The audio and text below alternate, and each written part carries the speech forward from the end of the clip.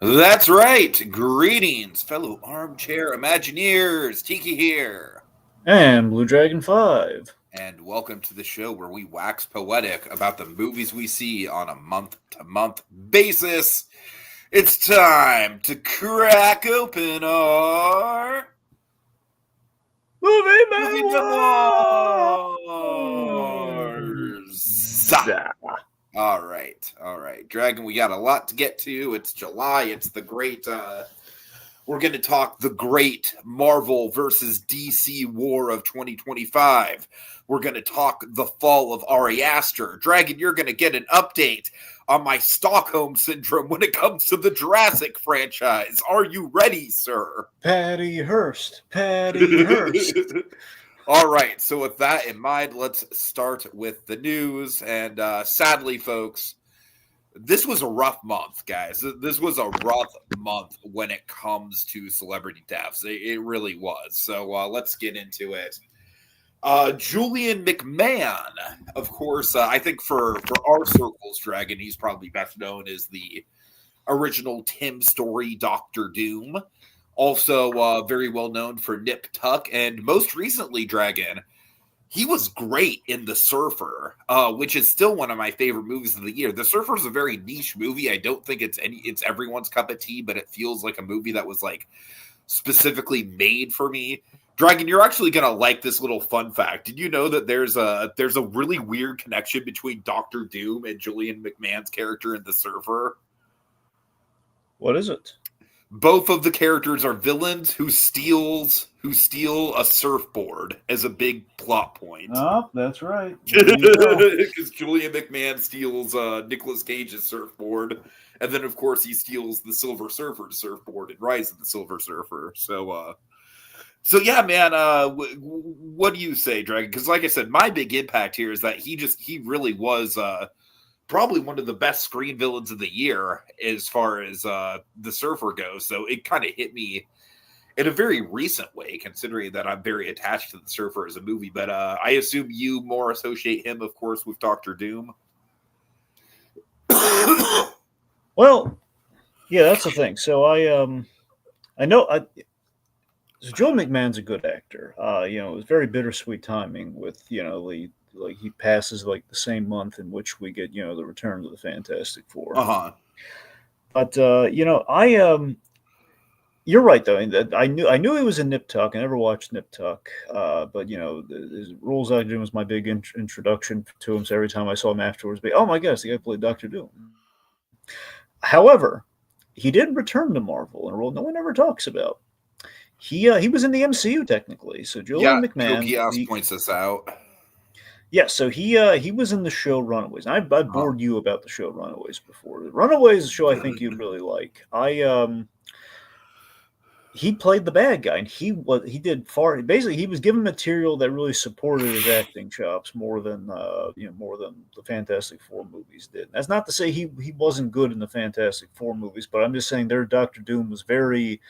He served the direct plot needs of that film, but there wasn't really a lot of room for him to play around with, Right. Runaways really allowed him to kind of do all that stuff there. So he was really good in Runaways. They put him in makeup, and he looked really cool and messed up, kind of like a lot of people wished this Doctor was.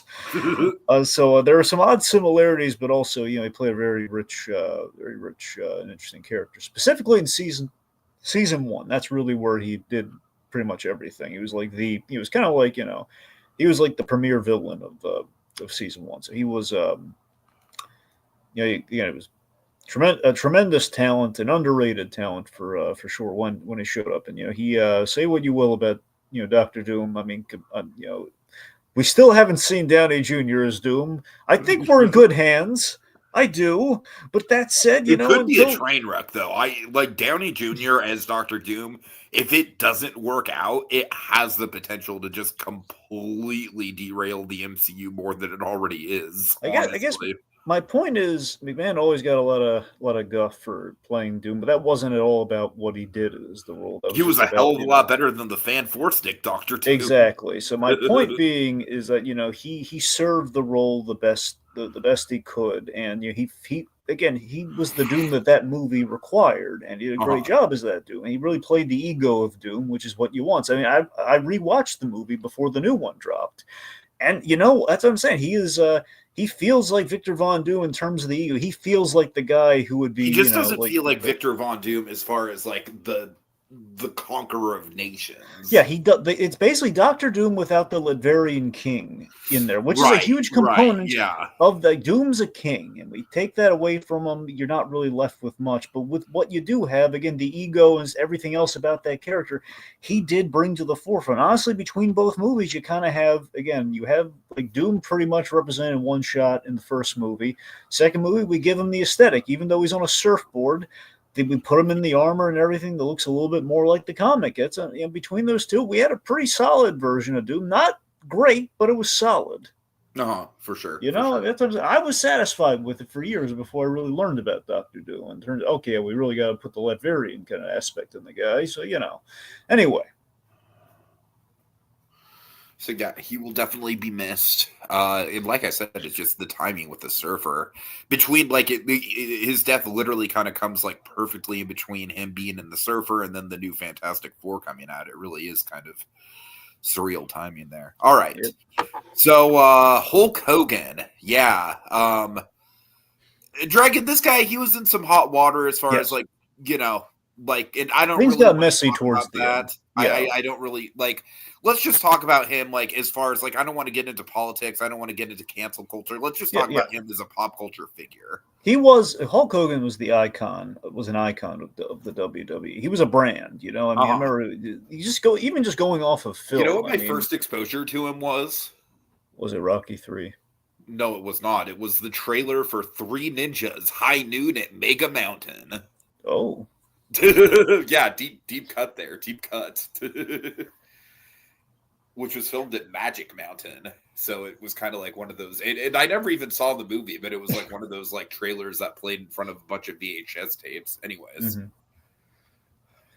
Anyway, yeah. So I think just looking at the movies alone, he first pops up in Rocky 3, and the man just kind of fit. I think he had a mastery over the cameo, which was really good for him. He better than his starring roles. That was the curse of the man. Every time we gave him a starring role, it usually didn't pan out well. Like Mr. Nanny and Suburban Commando. Yeah. He's basically a less charming version of what Schwarzenegger did with his family movies. More or less, yeah, kind of. Admittedly, Suburban Commando probably has its charms, but I would have never really gone back. It's no Kindergarten Cop. Oh God, no.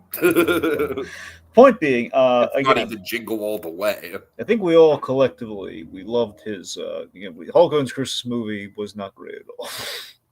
I didn't even know what was his Christmas movie. We did a whole thing on it, man. What? Remind me.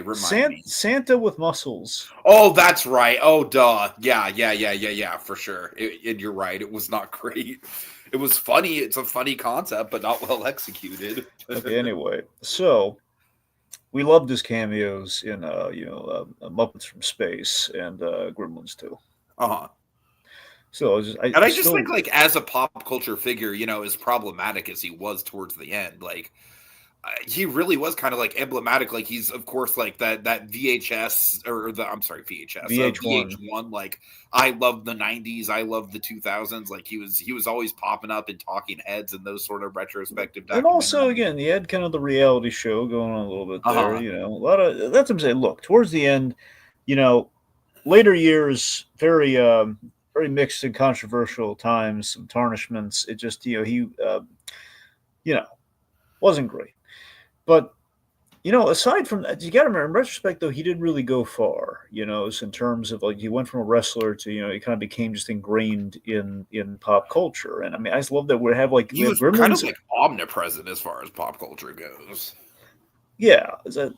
I love that, within Gremlins 2, we have the classic hero Hulk Hogan. You have the Muppets from Space. We have I'm a bad guy now. Which is funny. I remember he would also I love it when he did voice work too. He was in Robot Chicken. He played Abraham Lincoln in the whole George Bush becoming a Jedi. Short, which is hysterical. So at the end of the day, say what you will about Hulk Hogan, rise, fall, whatever. At the end of the day, the man went really far in the entertainment business. You got to give him like props for that. I mean, he was definitely like the original wrestler to transition into like a full-blown Hollywood career. Yeah. Well, I mean, like you had people like Andre the Giant before him, but I think he's the first one that turned himself into like a full-blown movie star brand in the same style as someone like Dave Bautista or The Rock. Oh, sure. Yeah, plus, I mean, Dave Bautista is so popular, Dragon, that he's just like him just popping up for 2 minutes in a certain movie just gets a big reaction. I will say this, just since you brought up Andre the Giant, I still think one of the really lovely Hulk Hogan things I can think of was it was him in that documentary about Andre the Giant and him reflecting on the moment where Andre the Giant did something really nice for him. He basically made his career by letting him win that match. Where Andre the Giant, it was his decision at the end of the day. It wasn't like whoever like decided the match had like the rehearsal of the script or whatever. It was the whole thing of like Andre the Giant. It was ultimately his call if he's going to let Hulk Hogan like take the reins and be the hero wrestler thing. That whole. I was such a sweet story the way he told that always stuck with me from that documentary. Okay. Ozzy Osbourne, man. It's kind of crazy because I kind of feel like Hulk Hogan and Ozzy Osbourne's death, like they almost kind of mirror each other. Like they happened like almost back to back in a way. Mm. And Ozzy, I mean, this is a big one. This is a big one. I will admit I'm not much of a fan of metal. I feel like metal is a genre of music I should be more into because it is very based in storytelling. It's just a little too loud for me. But obviously, as a musician, Ozzy is a pioneer for sure. I mean, no doubt about that. He's a legend. But let's just talk about him once again, Dragon, through the lens of being just a pop culture figure. Because was your first exposure to him the Osbournes reality show? I mean, more or less, yeah. Yeah, that definitely was mine too. I had no idea who he was when that show came on. I just knew he was as if you watch the credits to the show, he's literally listed as Ozzy Osbourne as the dad, and I'm like, okay, I'll go with it. Yeah, again, remember, it was like the reality show parody of the time. When people would reference, the Osbournes and everything, and we even saw it with Family Guy with 15 Minutes of Shame. I think people forget just how omnipresent the Osbourne show was in pop culture. It was like the first, celebrities at home kind of reality show. It was like a way, way, way more entertaining and down to earth version of something like Keeping Up with the Kardashians. Well, no, you're right, but that's what I'm saying to you. If you look at the causal relationship of things here, we had way back with Albert Brooks, we had the whole the This American Life parody, which. Like Albert Brooks, in real life with Albert Brooks. I'm blanking on the exact title of the film, but it was something along those lines. And that was basically predicting all the reality stuff that people will see their day-to-day home lives, but in front of the camera in which they're kind of performing, and we have like the falsities of reality. Now we're living in like the extreme version of that, where like celebrities are literally like live streaming their lives on social media. But isn't it just funny how that works? Albert Brooks makes a joke about how that might go. He makes an approximation of like a document, like a real, like a boring kind of almost PBS-esque documentary of like, this is what the American, like way back in the days, what the American home life looks like. And he makes a joke about how it would go. People play the cameras. We get the Osbournes, which is basically we're there now. And then, we have like the knockoffs of the Osbournes with the Kardashians. And then Hulk Hogan. I would say the Hulk Hogan show definitely counts as the knockoff of the Osbournes. Well, no, I'm saying that was the proper knockoff. And then we have what the culture is now with like, Kardashians and like whatever that Paris Hilton reality thing was. Oh yeah, Paris Hilton was a big one. You had like the Simple Life, Simple Life. That's what I'm saying. We have those going on. Then, you're right, nowadays it's just through like the live streaming and the all that. So that's just kind of how it went. So again, it was a really he's a staple of pop culture as well, kind of like Hulk Hogan was to a degree. Where it's he is the. And unlike Hulk Hogan, I feel like he really doesn't have any contra. I feel like obviously he had major drug problems, obviously. Well, aside from the drug problems, from the drug problems, though, he's a fucking teddy bear of a human being. Yeah. By all accounts, from everything I've heard about him, like in his personal life. Well, that's the thing. I mean, look, the biggest controversial thing that he did was the whole bat thing, which that was his signature. Which that was, yes, like you would never be able to get away with that nowadays. You got to admit, though, that put him on the map, man. That put him on the map as It far did. as like, that made him iconic. So speaking of which, it does. When Ozzy Osbourne passed, Yeah, Colby, I imagine the bat is probably the bat probably doesn't sit well for you. Yeah. So with that in mind, especially the bat specifically, so with Ozzy Osbourne, I couldn't help but recall, and it was in such a lovely, positive light, despite everyone always. It was kind of like what Alice Cooper had to deal with, where everyone was always like throwing like the world, or Marilyn Manson, everyone's like always throwing the world's problems, like he's well, the Marilyn devil. Manson is a piece of shit. So okay, well you let's see, not want Marilyn Manson in with I'm Ozzy going. Cooper. All right, fine. I'm going off of the whole Family Guy thing too. Where remember it was the whole gag of like the idea is like all the parents they would just blame the gothic edgy right, sure. But okay, fine. Alice Cooper though, like Alice Cooper being the better example. There's always a thing where they're saying like, oh no, he's satanic or he's this or he's that. And of course, really a teddy bear of a person. And it's the fact that I couldn't help but think of Little Nicky, his cameo in Little Nicky, which had a lot of reverence and absolutely. That was like one of the big the Osbournes like pop culture moments for him, for sure. Yeah, like that's the thing, because you had like you have the post Osbournes, you have like Austin Powers when the Osbourne family shows up in those movies, but still though, Little Nicky was like I think technically it might have been after I can't remember if it was before or after the. No, Little Nicky was definitely like a little bit before Little Nicky was like late '90s. Osbourne's was like early 2000s. Okay. Well, regardless though, just again, his cameo in Little Nicky was so lovely because he really saved the day. It was the idea of like, okay, we need a miracle here, and then we summon Ozzy Osbourne, and he bites. The bad guy's turned into a bat at this point. He basically bite this freaking head off. That kind of moment. He bites the head off. Is that a you can do it moment? Yeah, that's him. So that's literally that's Rob Schneider as that's what I figured. Yeah. You can do it. Exactly. So it was the point. It was the lovely where he shows up our friends who are in the movie, basically Nicky's friends in the movie who are huge rockers and they're metal fans and they love Black Sabbath. They're like they faint at the sight of the very holy looking Ozzy Osbourne, like wearing all white and everything, spits it into like little demon flesh. The point being, Ozzy Osbourne saved the day, and it was just and again, here's what I'm lingering on is because ultimately his cameo in that movie was representative of what the root, like the optimistic, what the best of that movie kind of was about.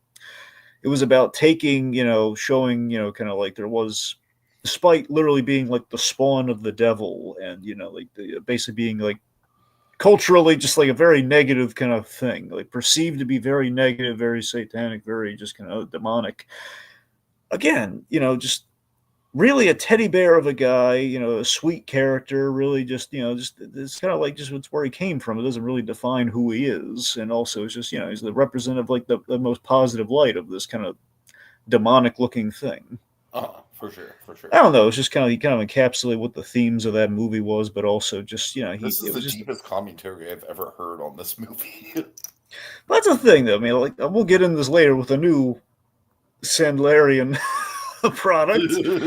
The idea that Adam Sandler's movies, at least the early ones, let's say, again, they did try to go for something, and they ultimately Adam Sandler he played scared a lot, and he basically backpedaled off like the actual legit good movies that he had, or at least the good premises that he had, and they would just go like, let's throw some Happy Madisonisms at it. Let's just throw some Sandlerian touches there, like let's throw in some extra Rob Schneiders for the heck of it. And it was like like you could have a 51st Dates more often than not, and often you will, or The Wedding Singer, or whatever your preference is, and ultimately then you're going to get something a little more like Little Nicky's and stuff like that. All right.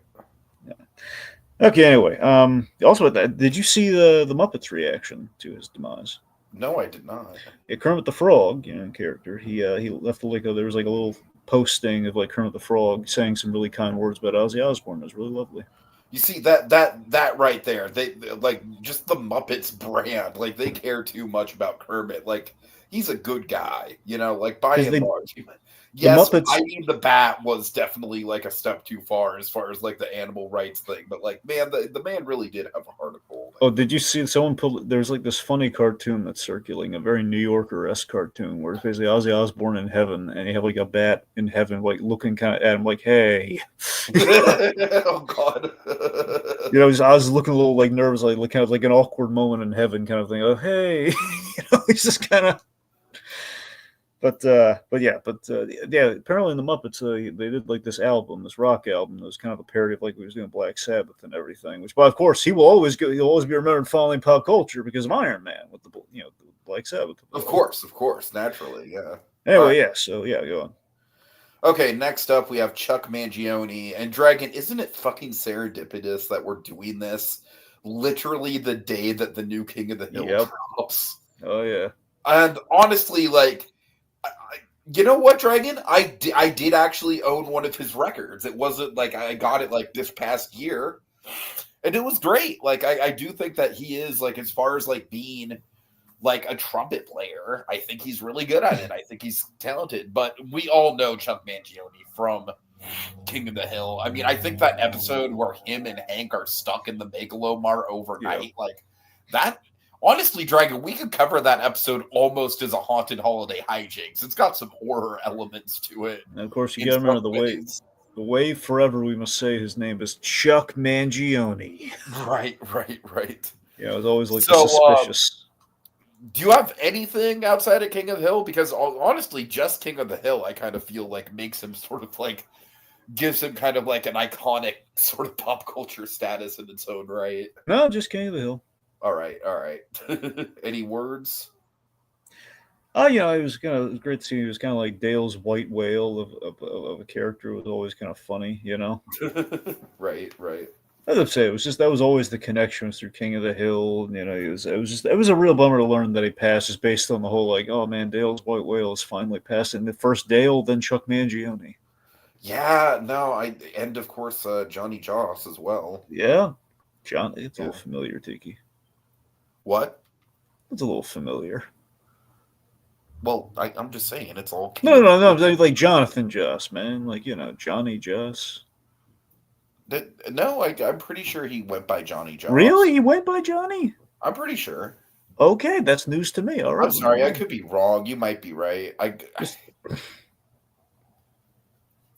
Okay, you know what? Now I'm going to look into it. Oh, my God.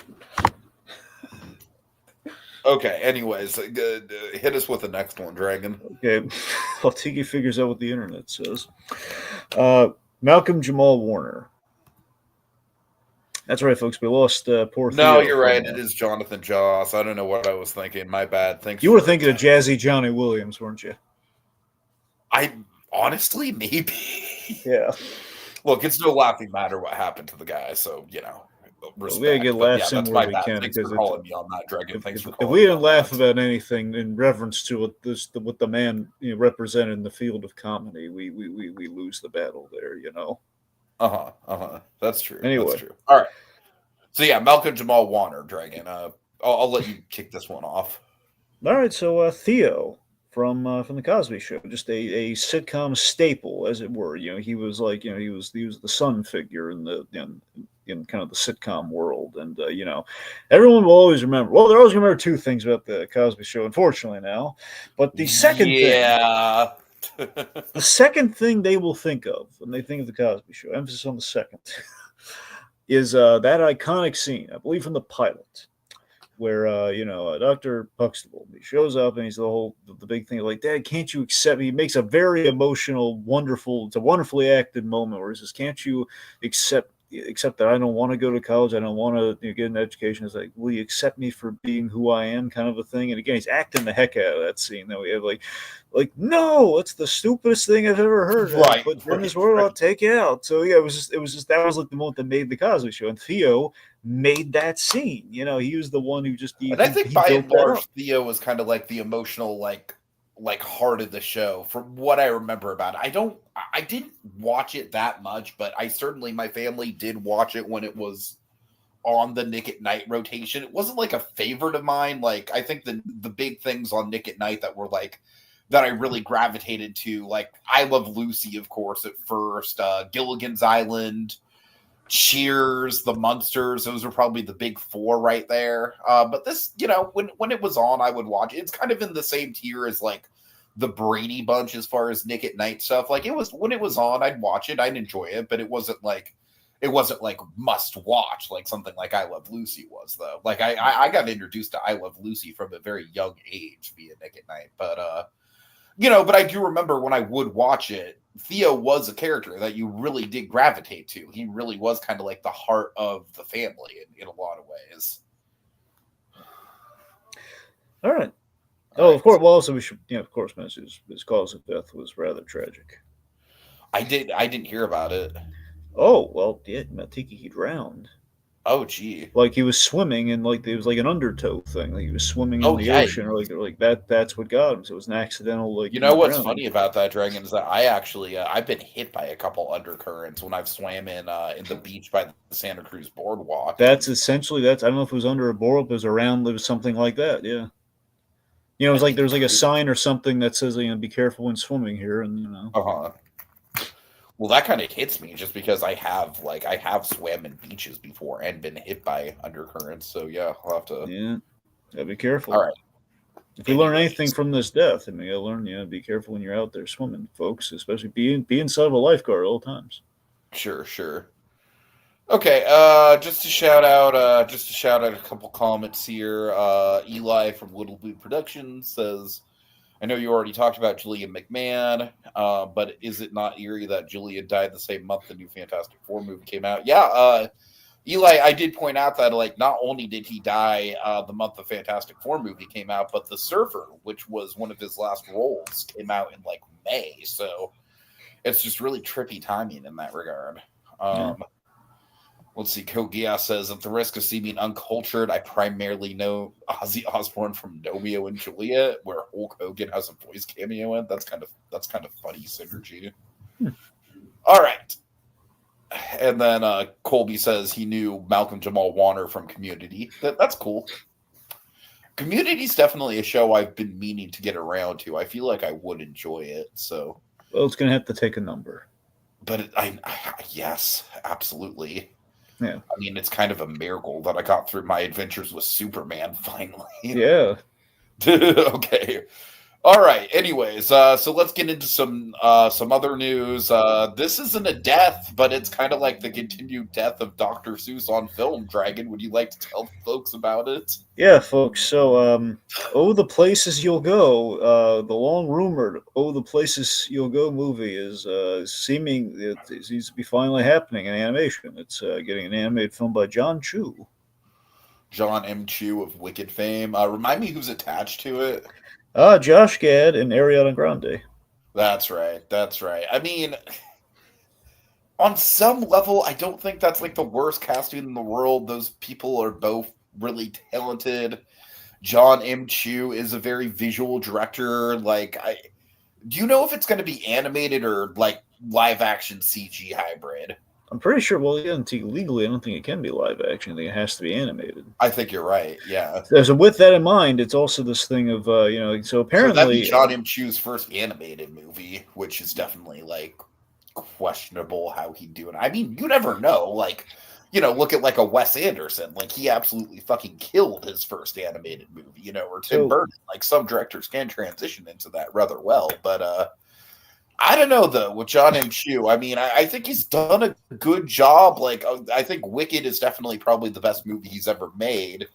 And In the Heights, I have major problems with In the Heights from a storytelling, adaptation point of view. But I think the production design and the choreography and stuff in the Heights was really impressive.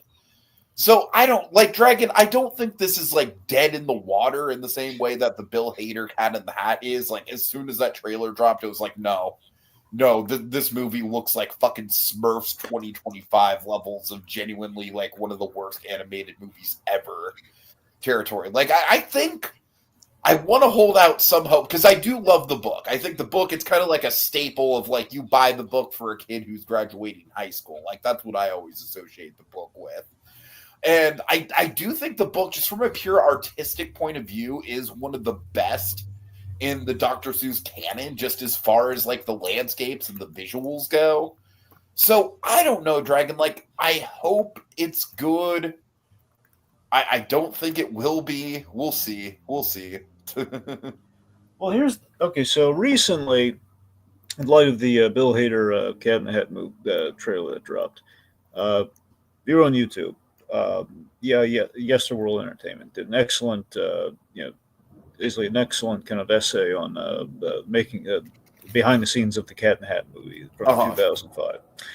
Very well researched. It was very well put together. And Yesterworld does great work, by the way. He always has done great work. The long form format has really worked out for him. My point being, he got into the history of it, and apparently there's always been like this link between the three films that have always been adapted and readapted, or at least like the big three. You had the Grinch, Cat in the Hat, and Oh, the Places You'll Go. These are the three films that always had they were like the ones that were always planned, and obviously 2 out of 3 were adapted. And I know other Dr. Seuss things were adapted. I'm saying like there were like live action plans to then eventually animated plans for them.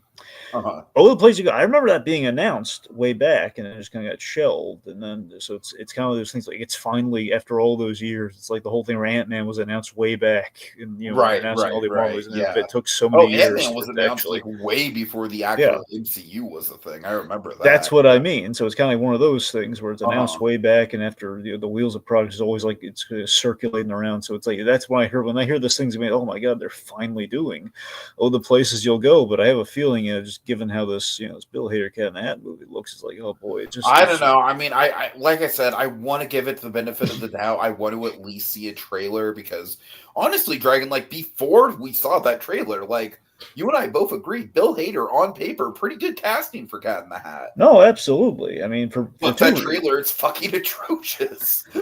I mean, again, like the very opening, like before, like it shifts to like everything to the whole like the Ron joke. That's great. Everything after that, it's like okay, and we've gone off the cliff. That's everything up to that point. That okay, the cat not obeying like little like warning signs. That's cute. Him having a workplace, like we're like very Susie attire. That's cute. After that, it's like, okay, we've lost focus here. And now we're going straight into like potty humor territory. But here's the stay there. It is the same problem though, and this is what I fear for Oh, the Places You'll Go, is that we just kind of keep hitting on the fact that Dr. Seuss books have a runtime problem, which makes it very hard to adapt properly. Honestly, I feel like Oh, the Places You'll Go, the thing that appeals to me about a potential movie is that it's such an abstract book. Like, it doesn't really have a narrative that you can kind of do anything with it. And as long as you get the visual look down, I don't think the story is as important. So with that in mind, it has a better chance than something like The Cat in the Hat. Because The Cat in the Hat is a narrative. It's just a very simple narrative. Well, the thing is, my whole thing with The Cat in the Hat has always been, and you might have suggested this too, I think if they ever were to do like a proper Cat in the Hat movie, just combine The Cat in the Hat and Cat in the Hat comes back. There you go. There's your movie. Pretty much. Yeah. Anyway, but that's the thing though. So the Places You'll Go. You're right though. It's about it's given in its nature what it is. It's like the graduation gift. I mean, the possibilities are kind of vague and endless in terms of you could do anything with it, which is kind of the point. It's almost like a Fantasia quality to like you could pretty much do anything with it. Basically, it has a good chance. I'm just fearing that, especially after whatever damage we're going to get from this Cat in the Hat movie, it feels like, oh boy, I think Warner Brothers is doing it specifically. I don't know. I don't know if I trust them with it. You know what? As much shit as we're giving Warner Brothers for like the corporate stuff, Dragon, they have been having a banger year. They've been having a stellar year as far as movies go. Like, they did Sinners. They're about to release Weapons, which I'm absolutely hyped for. So, like, I don't know. Like, I wouldn't sleep on Warner Brothers just because of the David Zaslav stuff. Look, Tiki, say what you will about the Warner Brothers company. I'm speaking specifically about Warner Brothers Animation. Okay, that's a different story. That's fair. That's what I'm getting. And Zaslav's relationship to animation. Yes, that's what I'm more concerned about, because Zaslav's been, he's thrown darts at that pooch. All right, that is fair. Speaking of dogs, so crypto. So we're getting crypto shorts in September. Basically, so James Gunn has done a few shorts featuring crypto that they're gonna be premiering on Max or HBO Max or whatever you like to call it in September. Not quite sure how I feel about this. I mean, I'm always down for more James Gunn content. Like if he would have done the same thing on Disney Plus for Guardians of the Galaxy. The thing is, Dragon, is it live action? Well, yeah. And is it directed by James Gunn? I mean, I have been led to believe yes. Okay, so that automatically makes me more excited for Yeah. it than something like the I Am Groot shorts, which I never bothered Okay, to the get. I Am Groot shorts, that's just more like Marvel wanted to do something. They had the facilities to do Right. it. So, This like, is I don't know, like, these could be fun. I mean, Crypto is, like, definitely one of the more memorable parts of the Superman movie, so I don't really think this is going to, like, shake the ground one way or the other when it comes to the, the James Gunn universe, but I think it'll be a nice little treat, a nice little bonus. That's all it's supposed to be, really. It's like a little Uh, supplemental thing, maybe. Like, see him chase something, maybe something from the DC universe. Who knows? I don't know. Sure. I mean, obviously, I'm definitely hyped for Lanterns. Yeah. Like, honestly, out of all the DC stuff coming out, even the actual movies, I think Lanterns is the thing that hypes me the most. So we'll see. All right, let's get into some trailers. We certainly got a good few of them this month. We'll start Aztec Batman. Now, Dragon, I will say off the top, I think the animation on this looks kind of rough. Specifically, I think the lip syncing on the animation just looks noticeably kind of bad. That being said, though, I'm kind of in love with this concept. Like, this definitely intrigues me more than the Batman Ninja. Like, I like Batman Ninja as a concept. I had a decent time with that movie, but I don't know. This to me, like, it really does feel like kind of like a full on like Elseworld style reinvention, and it's exciting. And Dragon, is that Raymond Cruz specifically as the Joker? I'm not sure. I didn't really look at the credits on that. You know what? Let me, because if Raymond, let me look up who Raymond Cruz is playing. I didn't know Raymond Cruz was in this. Raymond Cruz is definitely in this. It would make sense if he were the Joker. Let me see. Gugas Anime fan says, he is voicing the Joker. That's great. Which I think is just perfect casting. I don't know. Like I said, the actual animation, like the movement looks like spotty, but I really do like the concept, and I like the fact that we're doing like we have characters like Two-Face and Joker and Catwoman and Poison Ivy, but they're all kind of like in the context of this Aztec mythology. It looks cool, Dragon. I'll definitely it might not be like an instant like I gotta rent it as soon as it comes out, but when it's out on Max, I'll definitely check it out. When it inevitably drops on there, I'll definitely check it out. Yeah, likewise. Here's the thing. So I'm not 100% sold out the gate on Aztec Batman. I think it's a good Elseworlds concept for sure. And in terms of like how you would approach it, given the whole like seeing the glimpses we got of Joker and Two-Face. I mean, specifically, I really like what we're doing with Two-Face because it's reminiscent of like the whole El Dorado story, which I totally.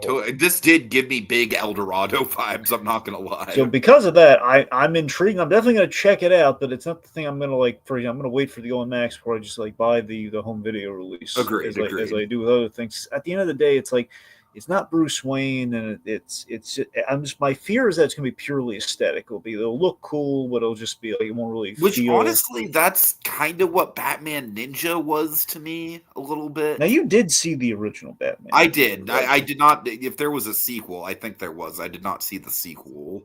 Right. Well, there definitely was a sequel. Okay, I did not see that. Okay. Well, I know you didn't see it. Just came out recently. I know you didn't see it. I didn't see Yeah, I did see the original. Okay, good.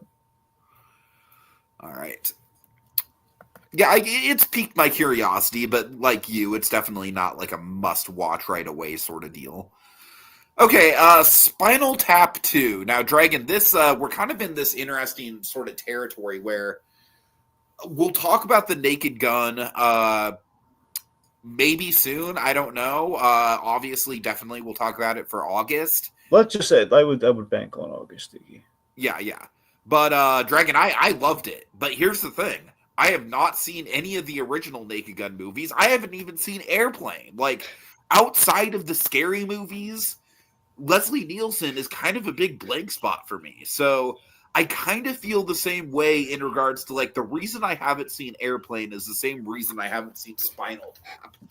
And that's that I feel like both of those movies are already so entrenched in the pop culture lexicon that would almost feel redundant seeing them, because I kind of already feel like I know the best gags. And the big thing here, Dragon, is that I am intrigued to see the cast, specifically like Hank Azaria and Michael McKean. I am intrigued to see them. I definitely, if I am going to see this movie, I definitely need to make a point to watch the original. Oh, yeah. The trailer didn't sell me, though. The trailer, it was like basically like, hey, remember the turning the amp up to 11 thing? Like, Dragon, if this is just going to be a movie of like member berries and callbacks to the original, I'm not interested in that. Well, Tiki, that was an actual clip from the original, though. No, I know, but it's like they're doing the callbacks, though. They're doing the call. Like, I want this movie to stand on its own. I think The Naked Gun did a fucking awesome job. Like, I did not need to see the original. I'm sure there were some references and Easter eggs and cameos that went over my head. Like, for example, the beaver is something that I only found out about, like, through through other people talking about the movie. But I was very charmed about the beaver cameo. But by and large, I still love the movie just because of the, it really did try to just be like, okay, we're doing all the beats of the first movie. So I am worried that this movie is just going to be like, hey, remember turning the amp up to 11? I don't know. Anyway, here's the thing. So, the thing that intrigues me about it is the whole like updated documentary filmmaking thing, where it's like we're in a post-Borat world that did not exist when they made the original. The fact that we're kind of like the way in which we shoot a documentary now, compared to how, again, like the documentary style of the original, that's what interests me about it. And also, of course, I'm a sucker for Michael McKean, so it's. Yeah, I mean, I definitely think that this is going to force me to see the original, and I mean, I am probably planning on seeing it because, honestly, just because The Naked Gun was just such a joy to watch in theaters, I kind of like I want to support mid-budget theatrical comedies as much as I can. So you really need to make a point of like just binging the Naked Gun films. That's what I think you really should do. I literally already have a movie night planned with some friends to do just that. There you go. Yeah. All right. Let's see. Next up, we have Hoppers. Dragon, you and Jacob did like an impromptu podcast. So you guys must have really liked this trailer. Yes. I'm not really sold on it, man. And you and I had this discussion off air, but I think the Avatar joke in particular that joke kind of caught me off guard. It's like, it's very disquieting to me that Pixar movies are that pop culture reference heavy at this point. Again, it's mainly the director who's doing that. It's not really like a full on. I understand that. Dragon, it's like, it almost feels like a bridge too far for a Pixar movie. Like, I could accept this in a Walt Disney Animation Studios movie more than I could accept it in a Pixar movie. I don't know. Look, I have seen a couple episodes of We Bare Bears. I definitely want to, like We Bare Bears also needs to take a number as far as like the shows I need to catch up on.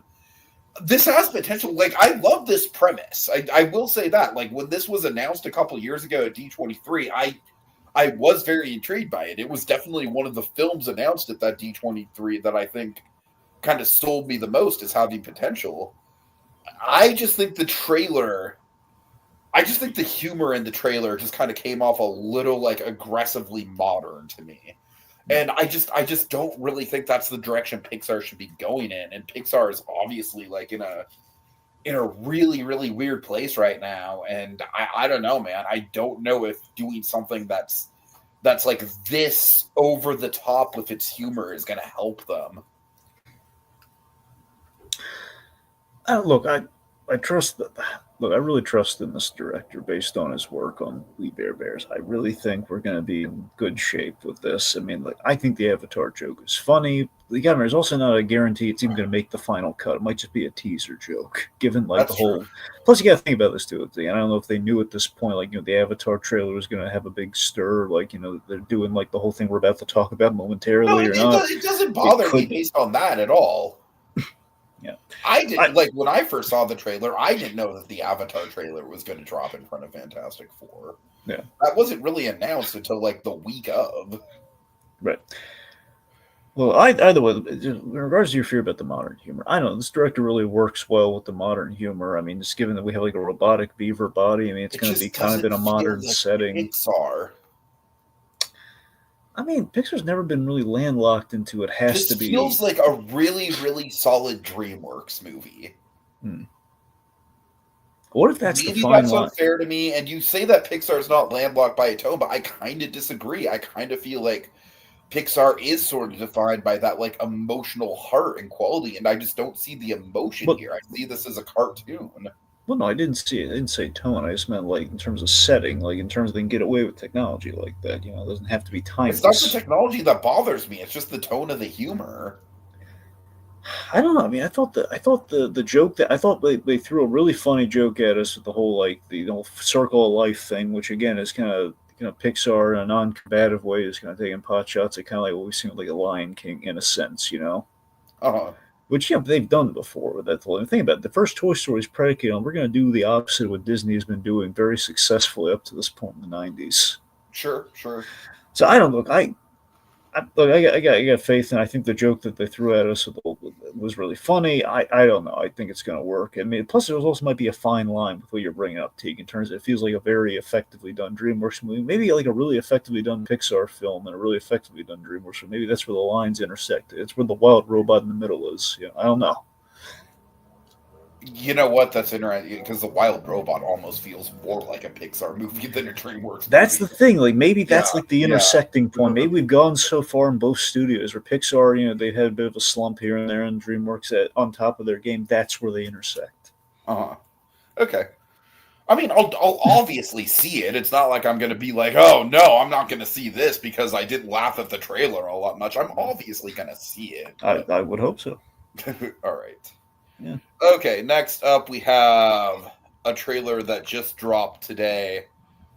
Dragon, I know horror is not your thing, but come on, tell me scene from writer-director Chris goddamn Stuckman in this trailer did not just fill you with a sense of YouTuber pride. I mean, God, remember, I don't really go deep on Stuckman, but maybe a little bit. I don't look, I don't even watch Stuckman's videos anymore because Stuckman has straight up admitted that he's not really going to criticize things. Because that's the thing. That kind of undercuts you guys. But I have followed him his entire career, and like this movie is literally 20 years in the making, Dragon. I mean, this movie is like a culmination. Like this movie is like the man's life work. And I will say, the fact that Neon picked this movie up, because Dragon, Neon has been on a roll, man. Like Neon, I feel like Neon at this point is even more consistent than A24 was at the height of their powers. Like Neon really has become like the kingmaker when it comes to the horror genre. And the fact that they pick Stuckman and specifically like Mike Flanagan getting into this. I don't know. Like I am hyped for this. I will say also, I do think that this movie, kind of much like what you were talking about with Spinal Tap, I feel like this movie is going to be like an interesting kind of update on that Blair Witch formula where instead of the whole movie being like the Blair Witch found footage stuff, it's basically going to be a movie about like the after effects of what happens when something like that goes down, which Blair Witch 2015 tried to do, didn't really do that well. I kind of feel like this movie might be a better version of the Blair Witch movie that we got like 10 years ago. So I don't know. Anything else you got to say on it, Dragon? I'm pretty stoked on it, but that's, I am a horror guy, and I have followed Stuckman pretty much his entire YouTube career. I'm happy for him, I guess. It just, because I mean, it's kind of the equivalent of like if I saw like a movie edited by Doug Walker, they never advertised it like that. With this edited by, that's what he excels at. Well, if I saw a movie edited by Doug Walker, I don't think I'd want to see it. Well, that's a fair point. I guess I was trying to think back. I was trying to think of like what he was really good at. I remember when he's making the anniversary stuff. Like the edits were better. He's not. I mean, look, I admire Doug Walker just as far as like look at him go. He's still plucking away at it. But I don't really think he's particularly talented in any one thing. Okay, let's just move on then. All right, all right. Just completely chopped up the legs from under that one. Let's just. Okay, Zootopia 2. How you feeling about this? It's like, I mean, like, it's about time we got an actual fucking trailer, because, like, you and I were both pretty put off by that quote-unquote teaser trailer, which was more or less an animation sizzle reel. You want to hear something funny about that? Sure. So when I saw the Naked Gun, they used the old teaser, because I know, like, recently they put out, like, the Zootopia 2 trailer, well, just by happenstance, after I see, like, the proper trailer that day, see, like, or at least that week, like Saturday or something, I saw, like, the official trailer. So I go to the Naked Gun, and there's that original teaser, which I really don't like, for the reason you said. It's basically it's the equivalent of a walk cycle to put in SpongeBob terms. Basically. Because I can say, all they needed to do was put some narration in front of it, and it would have been fine. I can't tell you, seeing it, I was kind of seething in the theater, seeing it on a big screen. Frankly, I was really, it really. I know this is going to sound nitpicky. It's going to sound like the animation geek in me unleashed, but I got to be honest. It's just, it really insults me that was their teaser. It really does. That the Disney company allowed that to be their first. Dragon, nothing surprises me about the Disney company cheaping out at this point. But that's the thing, like, to that degree, like, knowing like the Pixar releases, I know this is not Pixar, but knowing like this kind of thing is, where it's like, oh yeah, we just animate that as like the supplemental, like, look at the fun box kind of thing they call them, like in the toy, like look at the toy box. It's like one of the features, like they show like kind of the bumper promo animation they do is like pretty much it's a glorified animation test that they can also use like just in marketing stuff. That's all this was, and has like the cheesy synth music that we see the little gerbil guys walk at. The point being, that infuriated me, seeing it on a big screen, and the wounds are still there. Regardless, this new official trailer actually gives us a premise and a plot. It's Judy and Nick operating as partners, and they're tasked. I think it's interesting that it's like a week after the original. Pretty much, yeah. That's an interesting. I was not expecting that, and I mean, I'm not offended by it in the same way like I hated that The Incredibles 2 didn't have a time jump. Like, I don't think in Zootopia you need a time jump. It's been a week. I think it's an interesting idea, actually, to have it set so close together to the original. Mm-hmm.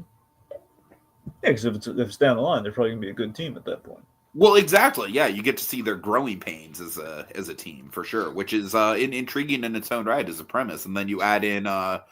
Ki-hee Kwan, who seems to be kind of like the big MacGuffin of the movie as far as like the plot device. At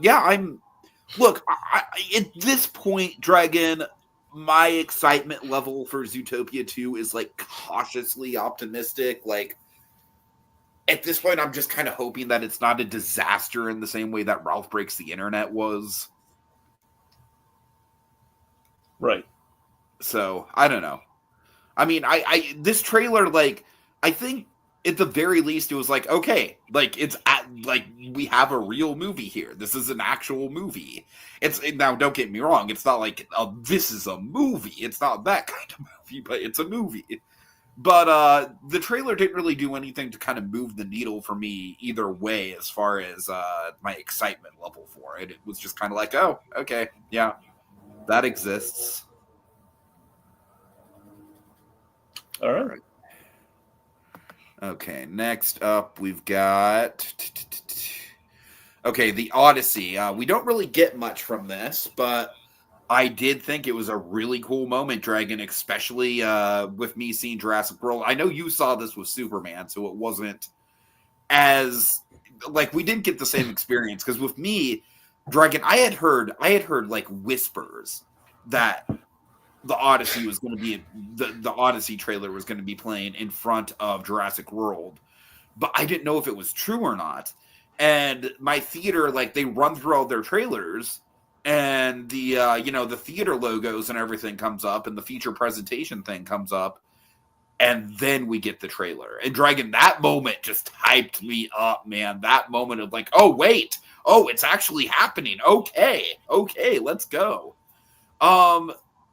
Look, one thing I do think is very intriguing about the Odyssey from Nolan's point of view And I have gone a little deep into the Odyssey Dragon because there's actually this this musical that just came out called Epic, which is kind of like about it's kind of like Hamilton but with Odysseus as far as like music style and what it's trying to do. And I do think that the Odyssey is like the original story that kind of plays around with time. Like I think this story is kind of tailor made for Nolan as far as like doing his time stuff, because it spans like over a decade's worth of time, and there's a lot of stuff you can do with that. So I'm really excited to see just how Nolan plays with the structure of the movie. I think just the structure of the movie and the framework of the movie is the thing that I'm kind of most excited to see here. I don't really think this trailer like moves the needle one way or another, except for like, yep, it's definitely coming and it definitely looks cool. But I am very excited about it. Like I'm more excited for this than I was for something like Oppenheimer. I'll say that much. As good as Oppenheimer ended up being, I don't love Oppenheimer as much as a lot of people do. I thought it was a little bit clinical. I think this could be Nolan kind of getting back to like being really, really creative with his filmmaking. So, what say you? Well, it's definitely going to be an ambitious one for Nolan, because based on the footage that we're seeing, like, okay, it's not just like, I think, again, I was still unconvinced until I heard I was always thinking like, okay, look, until I see the footage, I'm still convinced like it's gonna be Nolan like likening a modern day struggle to the Odyssey. Like it's not actually gonna be a period piece thing until I actually this. Okay, it's actually. I don't know why you thought he was gonna do that. I don't know. It just felt. About that. I'm just saying, yeah, but it's a movie with a Cyclops in it, Tiki. That's what Yeah. But that's what I'm saying. Though Nolan it'll be a first for him to tackle that kind of stuff. Sure. But I mean, I'm saying, that's what I'm excited about, though. Like, I will say this: I'm way more excited about something like this than if Nolan got James Bond. Like, I'm genuinely glad that Nolan did not get James Bond. With all due respect to him, because I know that James Bond is like his big dream project. But like, I would not be excited about a Nolan James Bond in the same way that I'm excited for something like this, specifically because it's different for him. If we got James Bond, it would be like the most Christopher Nolan movie that has ever Christopher Nolan. But this, it's like, you're right. It is different. It is ambitious. It is like he has never really dabbled in high fantasy before. The whole big appeal of, the Dark Knight movies was the fact that like on some level, realistically, most of this shit could happen. Lazarus pits and stuff aside. But I don't know. I think it's really interesting, and I think the way that he's filming this definitely looks like it's still keeping his air of realism, but it's just applying it to the Greek mythology. And I'm really excited to see like what the visual effects of this movie look like. I don't know. There's a lot I'm excited about. This is definitely one of my most anticipated of next year for sure. Well, I'm not saying he can't do a Cyclops. I'm just saying it's. I was a little doubtful that it felt so unlike a direction he would go in, but I'm not saying he's not going to do great with it. I'm looking forward to it, and this is like in the theater. I was like, it was the confirmation, like, okay, he's going there. All right, so it's okay. I'm convinced now. That's kind of where I was. Nice. But yeah, you got that. It was really cool seeing Holland and Bernthal like side by side for the first time pre this new Spider-Man movie. That's true. I didn't even think about that. That's a great like. It's so funny. Like a teaser trailer for the new Spider-Man movie. You got to remember, Tiki, with this movie, but also with that Spider-Man movie, it's been storied that Bernthal and Holland were friends and they were buddies and they helped each other get the roles. The idea, isn't it so cute? Spider-Man and the Punisher kind of buddies, and just always hearing about that, but finally just seeing them and have it the same, No, but I love what Bernthald's doing here, though. Like the whole like, you have a story. Here he has a story of Odysseus. Yeah, so I love that basically what we're being as far as what we saw in that teaser is that this movie like basically looks like it's trying to deconstruct the myth in a way. Yeah, that's the thing. So it's about kind of like Odysseus' son kind of learning about the adventures of his father is kind of the vibe that I got from it, and like Bernthal maybe being the mouthpiece for it. So like, dare I say there might be like almost like a Big Fish quality to the story. Yeah, which again, if they do that, I'm really impressed by it. That's what I'm saying. That's is a really interesting direction to go with it. Yeah, regardless. So so it seems like Nolan's the guy you want taking on the classics. You gotta remember, again, Oppenheimer. This is why I was a little this is why I thought maybe the Odyssey might go in like the less than fantasy direction, because the whole American Prometheus thing with Oppenheimer.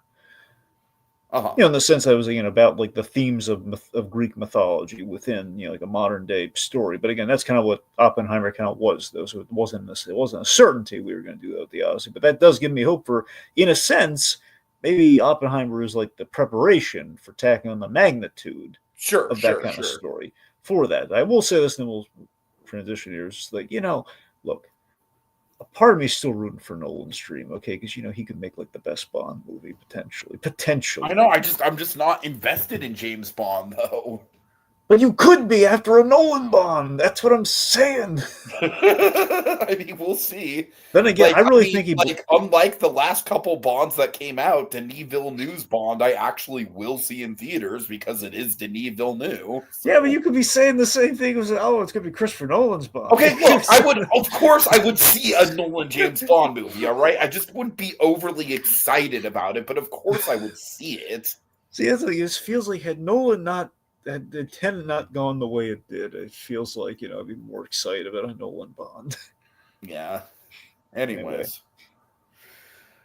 Okay, Dragon. I know that Avatar is very much not your thing, but I've definitely got stuff to say about this trailer. But do you have anything at all to say? Do you have anything to add to the conversation here with Avatar: Fire and Ash? Okay, I'm going to say something that's going to make you have to run with an angry mob behind me. Okay? Oh God. Okay.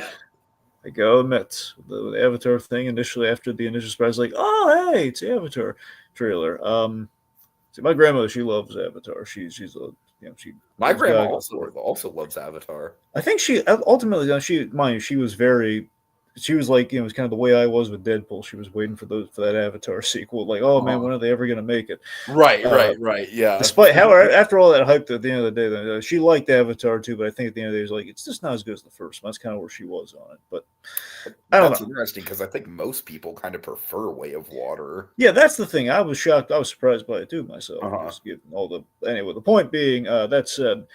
I do not have skin in the game with Avatar. So beyond that, I was just really, man, I'm just going into this not having seen the other two. I think that's mainly. You haven't even seen Avatar 1 yet? I mean, look, I can't remember if there was a long movie and there's like the extended cut. I don't know if I saw maybe. I don't know. That's got to be one of your biggest pop culture blank spots. Yes, I mean, look, I've seen the majority of Avatar, but I don't think I know. I think I saw it on TV, so I had gaps. I never watched like on streaming all the way through, so I haven't. The point being, Avatar is just never really, I'm sorry. My point being, for obvious reasons, not having watched the other Avatar movies, I just kind of I felt numb to it. I just felt like, man, there's just a lot. It just feels like James Cameron's made like the best video game movie ever on the screen. That's kind of what it feels like. I mean, that's the feeling that I had just reading this trailer. It's like, well, I think he made a good video game. He made a great trailer for a video game. That's what it feels like when I saw this Avatar 3 trailer. Dragon, as someone with no real for me, this fucking hyped me up. I'm not gonna lie. This really, I just felt nothing. I felt nothing. I mean, I think at this point with the Avatar movies, like, while it is true that like the story and the characters are never like the big focus, I do think that some of the stuff in this trailer is intriguing. Quarrick, the Stephen Lang character, the big villain, him teaming up with a Na'vi tribe that is villainous and against the other Na'vi people. That is really interesting to me. We see a brief shot of Jake Sully in handcuffs being led through what looks like Earth and a sea of reporters. That is very intriguing to me. Jake Sully getting kidnapped by the government and going back to Earth as like a prisoner of war. That is super intriguing to me. Tiki? What? Well, never mind. You saw this on the big screen, right? Yeah. Sorry, just go on. I think the stuff with the spider character is really, really interesting. You know, how he's going to be torn between the Stephen Lang character and the Sully clan. I think having a villain, having a big bad in the movie that is a Na'vi, I don't know, Drag, from a storytelling point of view, I think this definitely had, like, it's not going to be deep. And James Cameron has never done deep. Deep has never been James Cameron's thing, unless the deep sea of it all, unless you count that. But you know what I mean? Like, He goes deep under the storytelling has water, never kids. been his thing. It's always been spectacle mixed with like solid character arcs. And I think at the very least here, we have solid character arcs. And I mean, visually, it just gets better and better, man. I mean, I dig the look of the fire Na'vi people with the red streaks and stuff. I dig the big jellyfish, kind of hot air balloon things. Like the creature designs in this movie are incredible. So this, honest to God, might be like my most anticipated movie for the rest of the year. Not because I think it's going to be like a stellar 10 out of 10 story or anything. Although, like I said, I do think that there are elements of the story that I am looking forward to. But specifically because, I mean, much like the other two movies, this is going to be an experience. This is going to be, like, Dragon, you call it a video game. I call it a theme park ride.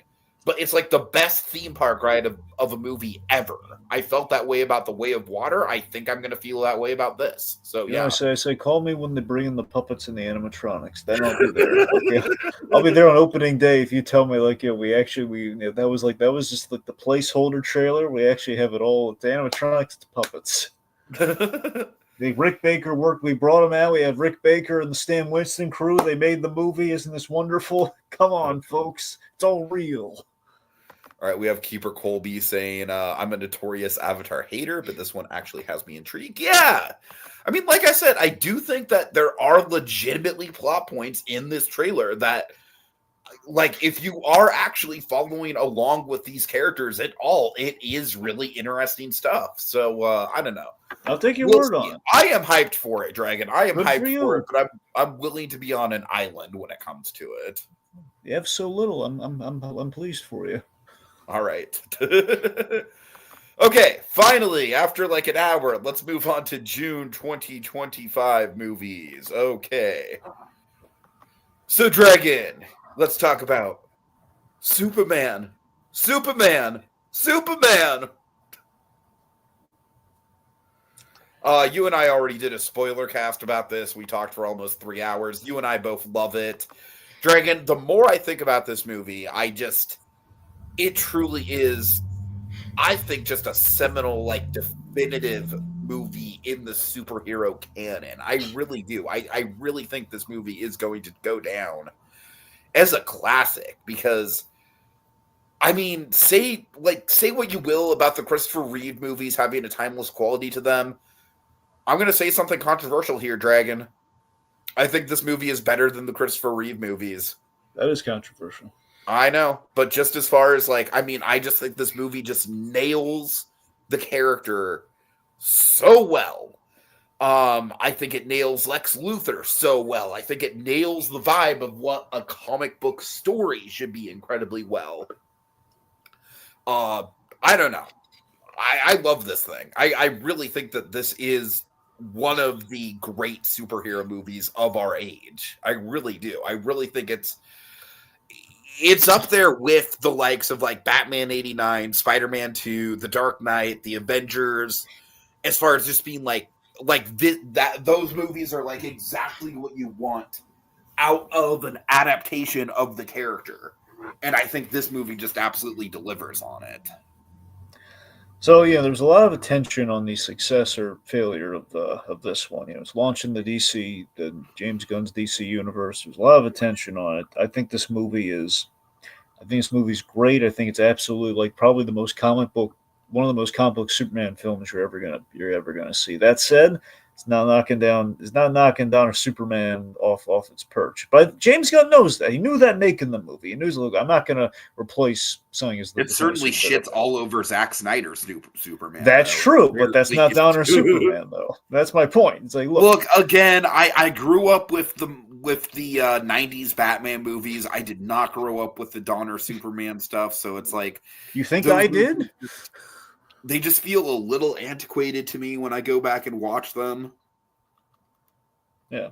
Well, I don't know. I mean, I don't know. It just felt like that was the barometer. That's what Superman is. That's what Donner Superman is, no matter what age you are when you see that. But to me, this is what Superman is. Dragon Superman is punk rock. I'm a punk rocker. Yes, I am. All right, look. I wanted this movie. I wanted James Gunn to have fun with like that Silver Age kind of like all-star Superman Grant Morrison-esque kind of like the where basically we're looking back to the Silver Age and just kind of embracing the sci-fi and the kind of the just kind of the out of this world quality of the character. And he got that, and that's what I got. You know, that's why I was very pleased and very satisfied with what I got. I lived up to my expectations. James Gunn just playing into that. And I got my wish list, man. I got Superman saving people. He's smiling He's for a saving change. squirrels, Dragon. He's saving squirrels. Yep. Not lobster babies, but squirrels. He's, that's like, we have a Superman who's smiling. I don't have to worry about the marketing being heat visioned left and right all the time, like the Snyder, DCU Superman was. It's bright, it's hopeful. It's one of the best Lex Luthors we've ever seen on film. With You Nick Holt. got to admit, Lex Luthor in this movie is better than Gene Hackman Lex Luthor. I mean, like, we can have the argument about Christopher Reeve versus David Cornsweet. This has got to be the best Lex Luthor. Okay, I want to make the very clear distinction here. Okay, in terms of what Lex Luthor, the best representation of Lex, Nick Holt, and look. Gene Hackman played off against that. He's a great Lex Luthor of the 70s. He's what that movie needs him to be, and he plays off of it very well, and he has like the charm and the charisma of Lex. Right, but we didn't have the embodiment of the character, though. Well, yeah, Tiki, here's what I'm saying, that we didn't have that character figured out to be like the definitive Lex until after Gene Hackman, though. So that's it's not fair. entirely, that's it. We didn't get that Lex until the 80s, and that was in 78. So it's not really, that's when they kind of had the idea of like, what if Lex Luthor was into land development, which then went into businessman? And that's where, so all that's, so you're right, though. By comparison, Nick Holt de facto has to be the best Lex, but that's not entirely being fair to what Gene Hackman was to that Lex. But you're right, of all time, though, yeah, Nick Holt, it's kind of hard to argue, but that's the closest we've had to a definitive Lex. I will give you that, a more definitive Lex. For sure. Anyway. Okay. But, all right. So they nailed, but to your point, Tiggy, they nailed the heart of Superman. And for me, it's that dog. It's the scene about, he's not even the best dog, but he's alone and he's scared. He's going to turn himself in to save that dog. Hell yeah. That's Superman to a T. The ending is pitch perfect. Which is also the scene that has the punk rock moment, which to me is Superman to the core.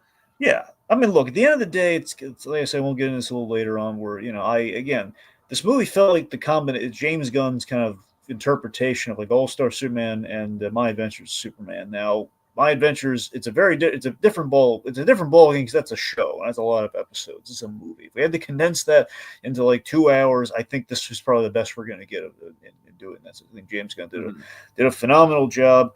I'm not kind of missed the opportunity with Ultraman. A little bit.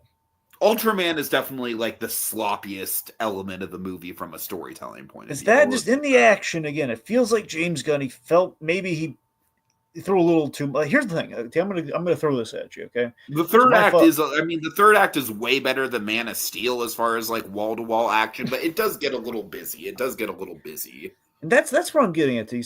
So I took my father to see Superman and Fantastic Four. Okay, and he had an interesting observation. The reason I bring it up is that he saw Superman. He liked Superman. I want to be very clear. He liked Superman. He liked him as Superman, and all that was great. But his gripe was, again, there's a lot going on. It was really busy, especially in the climax. Fantastic Four did not have that problem for him, in that respect.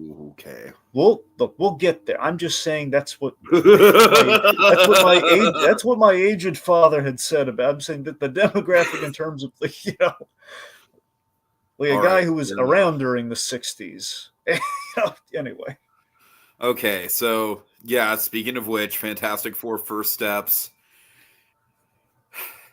I really like this movie, okay? I want to preface with this. I really like this movie. There are certain elements of this movie that are genuine, like, all-time greats with the MCU, specifically the score and the set design. I think this might be one of the all-time best Michael Giacchino scores. I think he just absolutely cooked with this thing. I think the set design is immaculate. I love that they dropped the People Mover song into the middle of this. That was wonderful.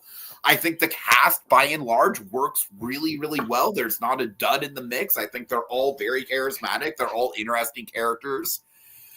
My big problem with this movie, Dragon, the editing and the script. I think both of them need a lot of work. I mean, the editing, as far as like, this might be one of the most obvious movies that I can think of in recent memory where it's like, yeah, there was a lot of stuff cut out of this thing. And the studio mandate clearly was like, you need to get this thing under 2 hours. I mean, there's so much. Like, it feels like whole subplots got cut out of this. And it's just, it's distracting, man. And then also there's just plot points that I just don't like. Like, for example, like with like, I buy that. Well, if they would, I'm mixed on some Reed Richards stuff because I wish that they would have gone full all in on Reed Richards being autistic. Maybe not even. Oh, come on. You can't impose that onto the movie. Hear me out. Maybe not even like addressing it outright, but kind of like that being how he's played. Because honestly, I think Reed Richards being autistic is the only explanation for why he would fucking drop the ball on the whole, like, yeah, by the way, Galactus wants our kid, but we're not going to give it to him. Like, that was you, Reed. You didn't have to say that. So what exactly are you saying? You're saying they wish they plainly said, like, okay, so maybe he is. Dragon, I'm saying it was not for the smartest man in the universe. That was not a smart call. That's all I'm saying. The man, you saw what he just went through. That was pretty traumatic. All right, look, I think one of the things I'm hung up on about this movie that maybe isn't fair is the fact that, like, I just got to wrap my head around the fact that this is a very optimistic world. Like, this universe is clearly not the shithole that our current universe is. And, like, for example, I have a hard time believing that Sue Storm coming out with a baby and delivering, you know, one really inspiring speech would actually just solve the big moral dilemma of the movie. And I have a hard time, for example, believing that, like, the whole planet would be cool with, like, yeah, rolling blackouts. Let's do it.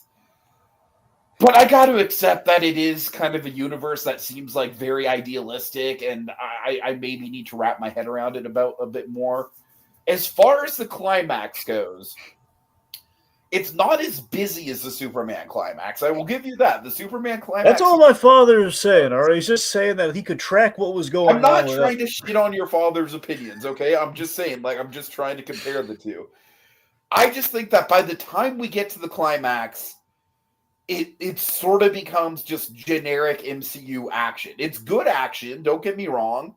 But, like, I mean... I think Ralph Ineson as Galactus is very, very well. He's very built up, but he basically just kind of becomes a kaiju at the end. Like, I wish there was a little bit more. He's the original kaiju. I wish there was a little bit more actual characterization, and maybe it comes down to the editing. But it's like we dip our toe into the well of, like, he doesn't want to be a planet eater. He's exhausted by it. Like. I want more into that psychology, Dragon. I want more into the Silver Surfer psychology. Like, this is one of the few movies where I genuinely feel like if we got a 2.5-hour movie instead of a 2-hour movie, it would make for a better movie. I don't know. I mean, I like it a lot. I think that there are genuinely, like, it's a good setup. I'm looking forward to seeing this team interacting in Doomsday. We'll see how Doomsday goes because, like I said, I do think that Robert Downey Jr. as Dr. Doom is one of those things where, like, if it doesn't go well, it could just completely fucking derail the whole franchise. If it goes well, great.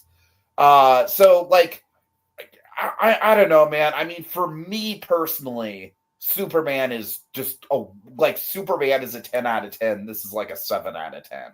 That's just me personally. And honestly, by and large, that was my expectation for it. You and I had these discussions, like, before both of them came out, where I was like, Yeah, I'm looking forward to I'm looking forward to Fantastic Four, but I'm hyped for Superman, specifically because Superman is James Gunn.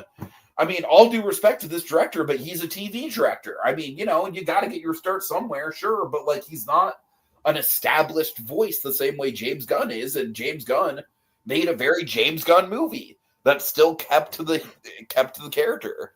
This just kind of feels like a studio product, a very well made, very very watchable studio product. I don't think this is going to have nearly the rewatch value of something like Superman, though. I really don't. So I don't know. That's just kind of where I stand on it, Dragon. I'm kind of a little bit like, I definitely like it less than most people, while definitely liking certain elements of it. I think I just gave you a heart attack. What? Again, don't go there with man. You're gonna. Anyway, I'm sorry. Right, can you hear me all right? Yes. All right, good. I just want to make sure, because now you're making me paranoid when you say that, because it makes me sound like I'm going silent. Well, you had gone silent, but I didn't want to interrupt you. Okay, go ahead. I'll give my point. Okay, first of all, Tiki, shouldn't you give Superman 9 stars just to give it something to shoot for? I also give the Naked Gun a 10 out of 10 for entirely different reasons. Okay. Anyway, all right. Look, I really love this. I thought it was a big win for the MCU. I think Shackman, I think he did right by the Fantastic Four.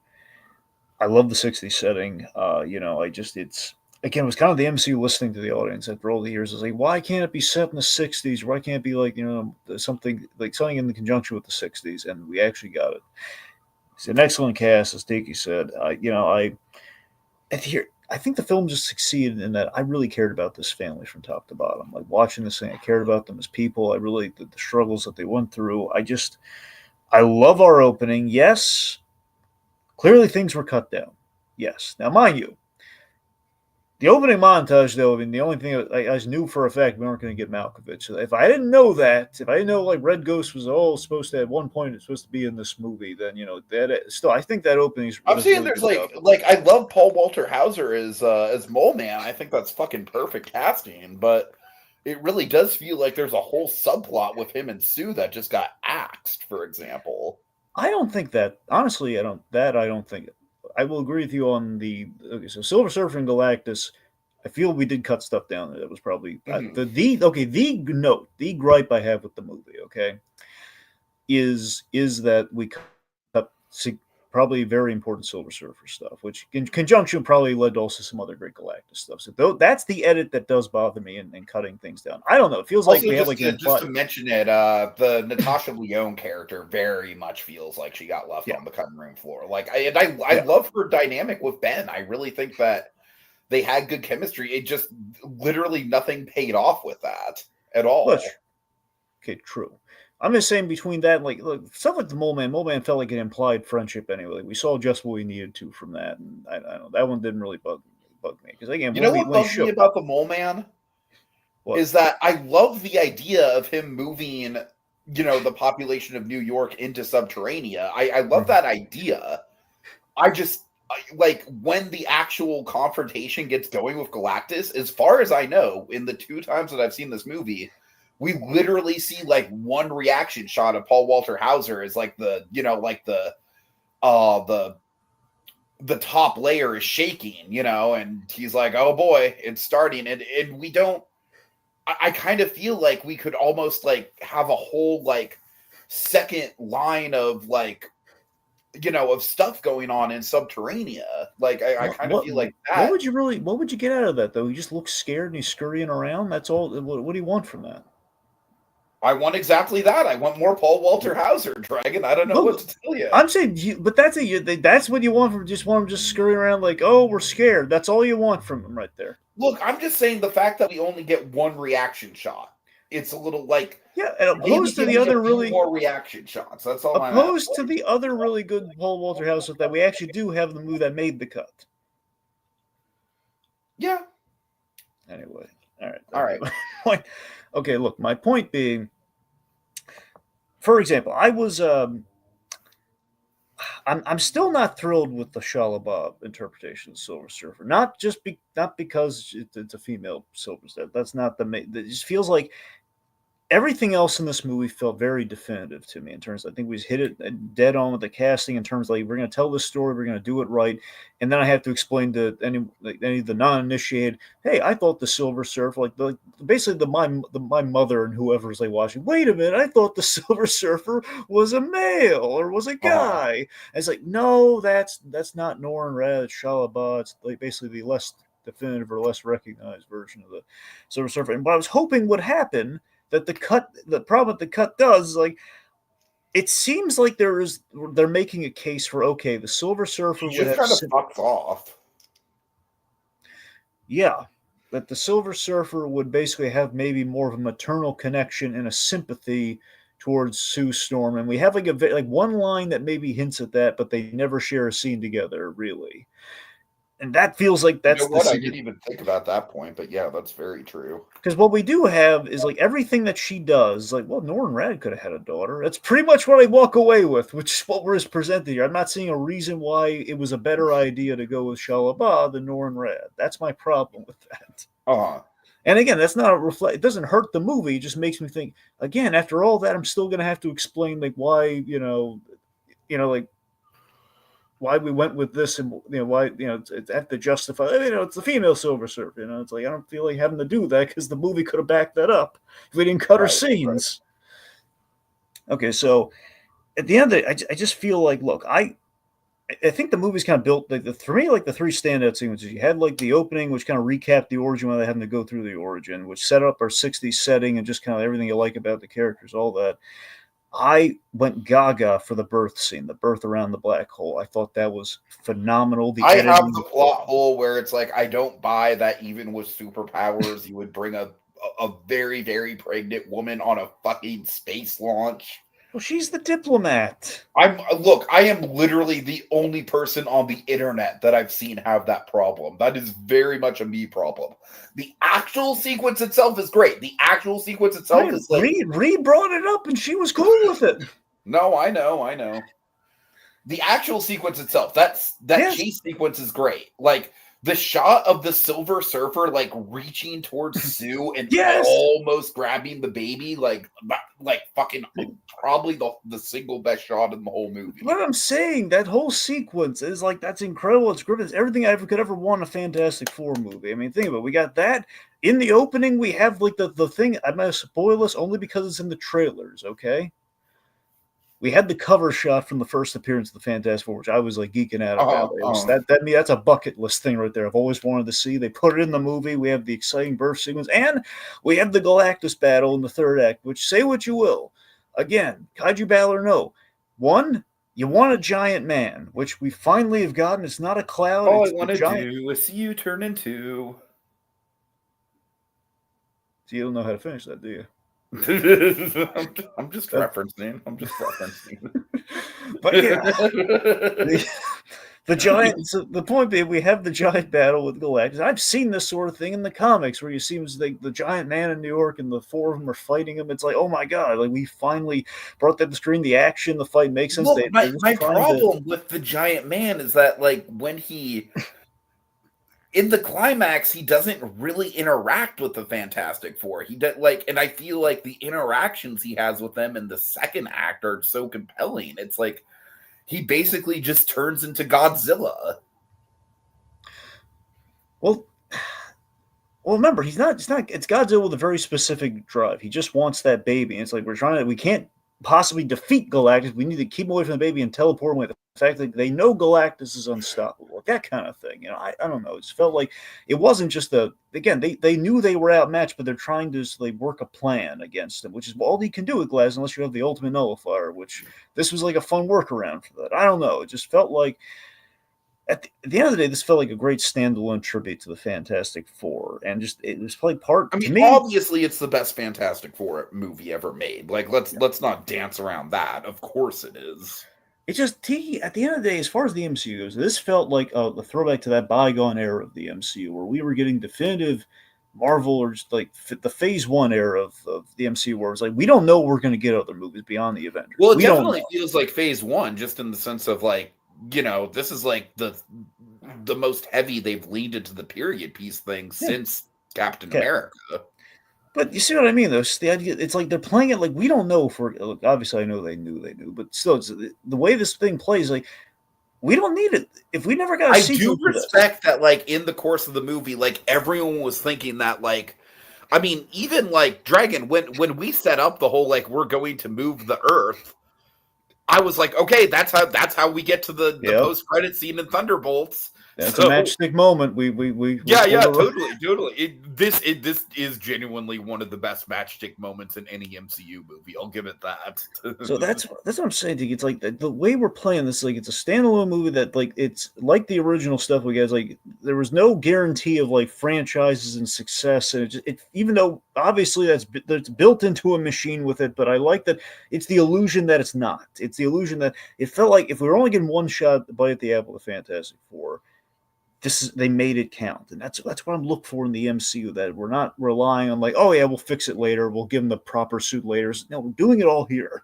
Totally. It's just I don't know. We did so much right. It feels like a comic book movie. Like it's a great comic book movie, and I'm excited for Avengers. You know what it feels like for me? It honestly feels like The Dark Knight Rises. It's obviously a way different movie from The Dark Knight Rises, but like. Much like The Dark Knight Rises, this is technically speaking a very, very good movie. Like, Dark Knight Rises is like a freaking masterpiece when it comes to just like the technical elements of that movie. But for me, it's kind of like a death by 1,000 cuts as far as like the little plot things and the, I mean, I don't know. Like, I did not have the plot things with you on this movie. I just, at the end of the day, I look at, yes, there are edits if you really want to look at, there are things missing. Like I said, I think the plot things kind of boil down to the fact that I just need to wrap my head around, like, the fact that this is just, like, a much more optimistic society than the one that we're living in. Yeah. Because the society that we're living in, Dragon, they would absolutely, like, the minute Sue Storm comes up with that baby, someone's fucking rushing the stage and taking that baby and being like, here, Galactus, here, So that's the thing. I need to wrap my head around the fact that this is a more optimistic, like idealistic society. That's the thing. It's the 60s. The Fantastic Four again have effect. Basically, it's a utopian world where the Fantastic Four have solved the problems. Like everything's pretty good in this world. They turned some of their recurring bad guys. Either they can easily trounce them, or they turn them into buddies like the Mole Man. That's kind of how it works. Now, I will say, I fucking love Herbie. Yeah, Herbie in this movie is awesome. Delightful. All right. Anyways, the point being, look, I was really thrilled by it. I can't really pick between the two movies. I think they're really good in different ways. I think just from a clear-cut story perspective, I don't know. I just really like that we hit everything we needed to hit with the Fantastic Four. I was compelled by it. I was drawn in by it. I think just by a narrow margin, I might like the Fantastic Four more. I said a narrow margin. Okay, there again. This whole weird auteur thing that you keep throwing out there. Look, I think Shackman again. He's still so far. He has a period thing. I'm sorry, James Gunn has a voice. This guy had a studio mandate. I'm sorry. He's a good director, Tiki. How dare you? All right, he's done great period stuff between the two things. He might be a good director, but James Gunn is the best director to ever do superhero movies. Why are you pulling my leg with that? I genuinely think that. The best director ever to do superhero movies. Yes! Across the board. Across the fucking board. Across the board. You don't as think that's far maybe as consistency goes, the 3 Guardians of the Galaxy movies, absolute bangers. The Suicide Squad, absolute banger. Superman, absolute banger. Peacemaker, absolute banger. I mean, Creature Commandos is probably the weakest thing he's been involved in, and that was like a solid 8 out of 10. All right. I'm just saying, as far as consistency goes, no director has a better batting average. That's all I'm saying. All right. Maybe if Nolan gets in there and does another trilogy, he can be in the conversation. Okay, can we just agree that we had 2 solid superhero movies this month? All right. Yeah, sure. All right. Okay, Dragon. So yeah, I still have Jurassic Park Stockholm Syndrome because I did like Jurassic World. I liked it. Yeah, just I take actually liked it. You actually like this movie? Yes. Really? I honestly think this might be my third favorite after the first movie in Jurassic Park 3. Okay, I'm going to urge our commenters to pull up a chair and we're going to sit around and tell Tiki how we're going to spell out the Tiki with our pre-written letters about I've how done a whole the stand-up bit about Jurassic Park Stockholm Syndrome, Dragon. I am well aware of my this problem. is actually Tiki's intervention about Jurassic Park. See, Tiki, look, we know. Look, they still haven't made the carousel movie yet, so you're gonna have to. This is not healthy. All right. Okay, look. I wasn't expecting much from this movie. I really. Oh, really? You weren't expecting much from the reboot of the. Oh my goodness, you weren't. Dragon. This movie has better characters than the Jurassic World trilogy. Mm-hmm. I think Scarlett Johansson is decent. I think she's working with the material that she's got very well. I think that Jonathan Bailey is a really cool leading man, and I think it's really cool that Jonathan Bailey is an openly gay actor in a leading man role. I think that's pretty progressive. I like that. Mm-hmm. Mahershala Ali, I mean, what do you want? He's great. He's solid. He delivers. It's a really solid cast. I think the big thing with this movie, Dragon, is that it actually does have legitimately really, really good dinosaur scenes. There is that raft scene with the T-Rex, which is something that has been it was in the original book. Spielberg wanted to include it in the original movie. It was the basis for the fucking ride, okay? And to see it put on screen, that was special to me. That was special to me in the same way that Jurassic World Dominion is special to me. Not because it's a good movie, but because we actually reunite Alan Grant, Ellie Sattler, and Ian Malcolm and actually have them do shit. Okay? That is special. That's all I fucking wanted from Jurassic World Dominion, and all I wanted from this movie was likable characters and good dinosaur action. And it delivered on both fronts. You know what, Dragon? What? I even like the mutant dinosaurs in this movie. I like the mutant dinosaurs in this movie specifically because... No, hear me out. Because what I like about them is that they are in a laboratory. And the laboratory is like in the middle of the island. So they're kind of like off in their own little section of the island. We set them up at the start of the movie with the laboratory kind of all the dinosaurs breaking out of the laboratory and shit going haywire. We don't get back there until the third act.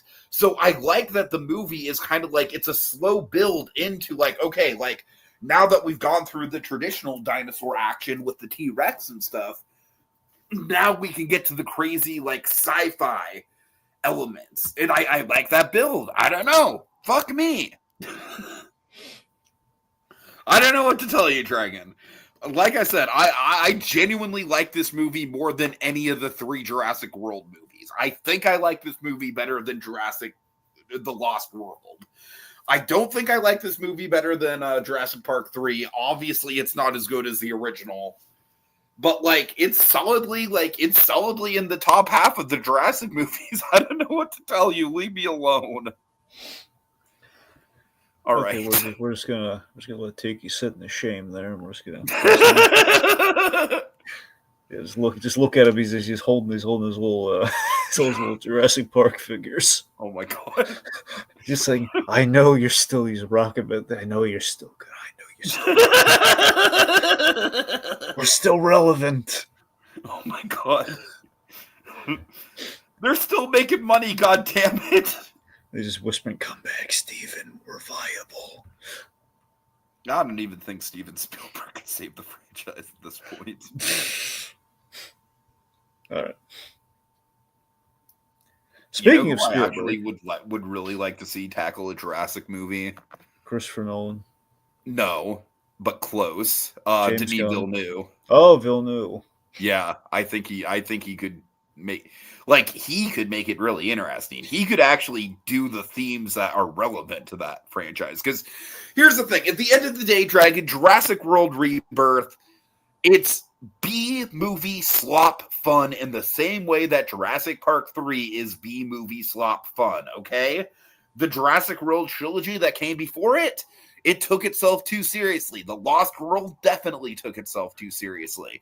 I like this franchise the best. Nothing is ever going to beat the original, obviously. But I feel like the franchise is at its best when it's not taking itself too seriously, when it doesn't have a long runtime, when it's kind of buying into the cheesy B movie aesthetic, and this movie does that in the same way that Jurassic Park 3 does. So I don't know what to tell you. Just like, the sucker thing from the Looney Tunes, where like the character's head will be replaced by a giant sucker. That's me. That's me. I don't know what to tell you. Yeah, pretty much. Anyway, speaking of Spielberg. Yes. Jaws at 50. I'm definitely going to watch this. Just thought I'd save it for catch up. Yes, this is on National Geographic did. It's on Disney Plus and Hulu and wherever. So this documentary did a great job. It's kind of commemorating the 50-year marker. Here's the thing. It definitely measures up and probably surpasses the True Hollywood story on the inside story on the making of Jaws. Sorry, not the True Hollywood story. I'm thinking of something else. I was watching a thing on marriage. It was a really good True Hollywood story on the making of the movie? The Exorcist. The Exorcist had a really, really good True Hollywood story on it. But anyways, I digress. Actually, no. Actually, now you bring that up. I was thinking, okay, actually, yeah, Jaws. The inside story of Jaws was through the True Hollywood story, I think. I'm not sure. Dragon True Hollywood story. They did some good work back in the day. Well, I know they did good work. I'm just trying to remember if it was A&E or if it was True Hollywood story that did the Jaws thing. I can't write. I think it was E. Anyway, point being, probably I don't know if it tops the shark is still working. I don't know if it tops that. I'm not sure. I haven't really watched that in a while. But anywho, this is a great tribute. It's basically reflecting on it 50 years later. Spielberg, he's doing he pretty much got pretty much everyone who's still around, since the making of Jaws. We got a little bit of John Williams, got a lot of Spielberg. It's pretty much like we've heard before, but kind of given like the historical context, like Spielberg kind of reflecting on like just how under pressure he was back then and the impact of the film. And, we even cover a little bit of the play, the play you saw. The shark is... Oh, yeah. Because we have like Robert Shaw's son. I think they got him in with the interviews. We covered the construction of Bruce the Shark and all that. We learned this is tidbit I found really adorable that Spielberg he actually hid in the Jaws ride a lot of the time. Oh my god, which is really adorable. It was like a safe haven too. It wasn't even like he was trying to say. It wasn't like boo or something. He was just kind of like secretly, like back when like he would just go there to think sometimes. Anyway, so this was very well made. It's definitely you got to do something to commemorate Jaws this year. You should watch this. Oh, I definitely will for sure. Yeah, this was a delightful little treat. Alrighty. Okay, next up. Oh, God. Eddington. Dragon, there was a time, man. There was a time when I thought Ari Aster was like the shit. I thought he was going to be like... I don't even know what to say at this point, Dragon. I mean, at least I don't have Stockholm Syndrome when it comes to Ari Aster as a filmmaker, because my God, has he fallen the fuck off, Dragon. Like, what the hell even is this? I think this movie, basically the premise of it is it's a neo-Western set against like the idea that it's like it's exploring the tensions of COVID times, like the masters versus the non-masters, that kind of stuff. But I think the big problem with this movie, though, is that it has interesting ideas. It has there are some elements to the movie that I am drawn to. But Dragon, let's just say there's a moment in this movie that's reminiscent of that moment in Godzilla 2014 that I hate, where you know the moment where it's like, okay, really, we're killing that character off. Okay, like fuck that. There goes a lot of the intrigue. This movie just like once it went in that direction, it fell off a fucking cliff, man. It's like my interest level in it just plummeted. It dropped. And it's unfortunate, man. It's unfortunate. I just don't know. I don't know what the hell happened to Ari Aster here. I think the problem with Ari Aster is that A24 is just cashing him blank checks. And he's not really being reined in with what he's doing. And I think it's really becoming a problem. I think the man needs to go back to horror, clearly. And I really think that in going back to horror, we need to have something that's more streamlined, because Beau is Afraid was a fucking mess. This is a fucking mess. So yeah, I don't know, man. It's crazy because Hereditary is, I still think Hereditary to this day, genuinely one of the most unsettling horror movies I have ever seen in my life. Maybe not like completely like terrifying, but definitely unsettling. Midsommar, not as viscerally scary as Hereditary, but iconic. Midsommar is just an iconic movie in its own right. The iconography around that movie just cannot be denied. And then you have Beau is Afraid, which has like a couple interesting elements to it, but by and large is kind of a mess. And you go from Beau is Afraid to this, and it's just like what are we even doing? So I don't know, man. I just don't know. I know you have no stake in this game. I know Ari Aster is very clearly not your thing, but yeah, for me, I'm just kind of speechless here. It's like I just don't know what we're doing. I don't know what Ari Aster's thinking. It's all right. I'm done. I've said my piece. Okay. All right. So heads of state. All right, so in honor of 4th of July, you know, a little something patriotic, we had the heads of state. You got to panic on the 4th of July. Yep. Sorry. Someone's in Jaws mode. Anyways, yeah, this had a fun sell to it. You know, it's the idea you have the president and the British Prime Minister kind of in a buddy action kind of movie plot together. You know, you have John Cena as basically an actor who was elected president, so fun and timely. Mm-hmm. Idris Elba, you know, he's great. He's the prime minister, so it's the two of them. So very much we're capitalizing off the Suicide Squad, Bloodsport and Peacemaker kind of dynamic to a degree. You know, the chemistry there. Sure. It's a fun movie. It's not breaking the mold by any stretch. It's got a few good jokes, but it's very. Let me put it this way. There's a great sequence. I mean, like a really great sequence with Jack Quaid. Jack Quaid is a very brief, not a cameo, but it's like a Jack Quaid is having a year, man. Yeah, that's the thing. Honestly, you watch this movie. You should watch. Jack Quaid has a really great scene, like great sequence in this movie. I want to call it a cameo, but I'm saying it's kind of hard to say that he can do cameos at this point in his career. You know, sure, I don't know. Sure. But and basically what his scene kind of represents, and kind of there's a quality of this movie that I really respect. That the idea is like, okay, the British Prime Minister, he's basically smarter than kind of our actor president, but our actor president has a good heart. Basically, the way we're propelling it here, and the idea is that people really respect him, and that it's people like in the service of their country, and people who are like, people. There's a body count in this movie, and these people are giving their lives for the John Cena president, and he does genuinely respect and feel those losses, and that's the thing they hit on the movie, which I really appreciate. They were showing kind of like, let's just say something that Hank Hill would approve of. I'll go that far as to say, just like whatever it takes to serve the highest authority of the nation, kind of a thing. So that element I really appreciate. And the idea is like over time, the British Prime Minister might grow a little bit of respect for the presidency, and he's not just like pure like a joke president per se. Like he took it because he cared about people, kind of a thing. Anyway, it's a very general plot. It's by the numbers. We have a very predictable plot twist, which I was really like rolling my eyes at. Like, oh god, come on.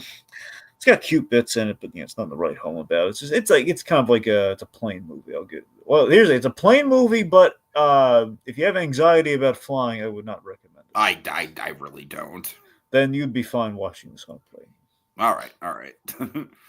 Again, I honestly, Dragon, my goal as far as like plane movies go is fucking Wolves, the George Clooney Brad Pitt movie. What about Airplane? Airplane is honestly going to be part of that movie night I was talking to you about with Naked Gun. The goal is going to be like the original Naked Gun and Airplane. Well, you should, if you want that progression, Tiki, you got to start with Airplane. Yeah. Because Airplane came first, and then the Naked Gun. Anyway, yeah. Okay. Alrighty.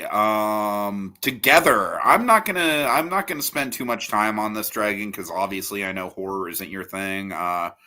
Let's see. This is Dave Franco and Allison Brie, who are married in real life, and the movie is all about kind of like codependency and like the toxic kind of like elements of codependency in a long-term relationship.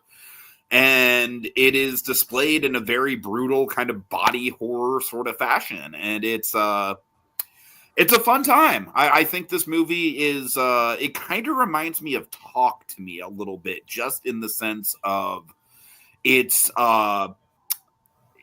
definitely got some comedy elements to it, but there's also a lot of brutal elements.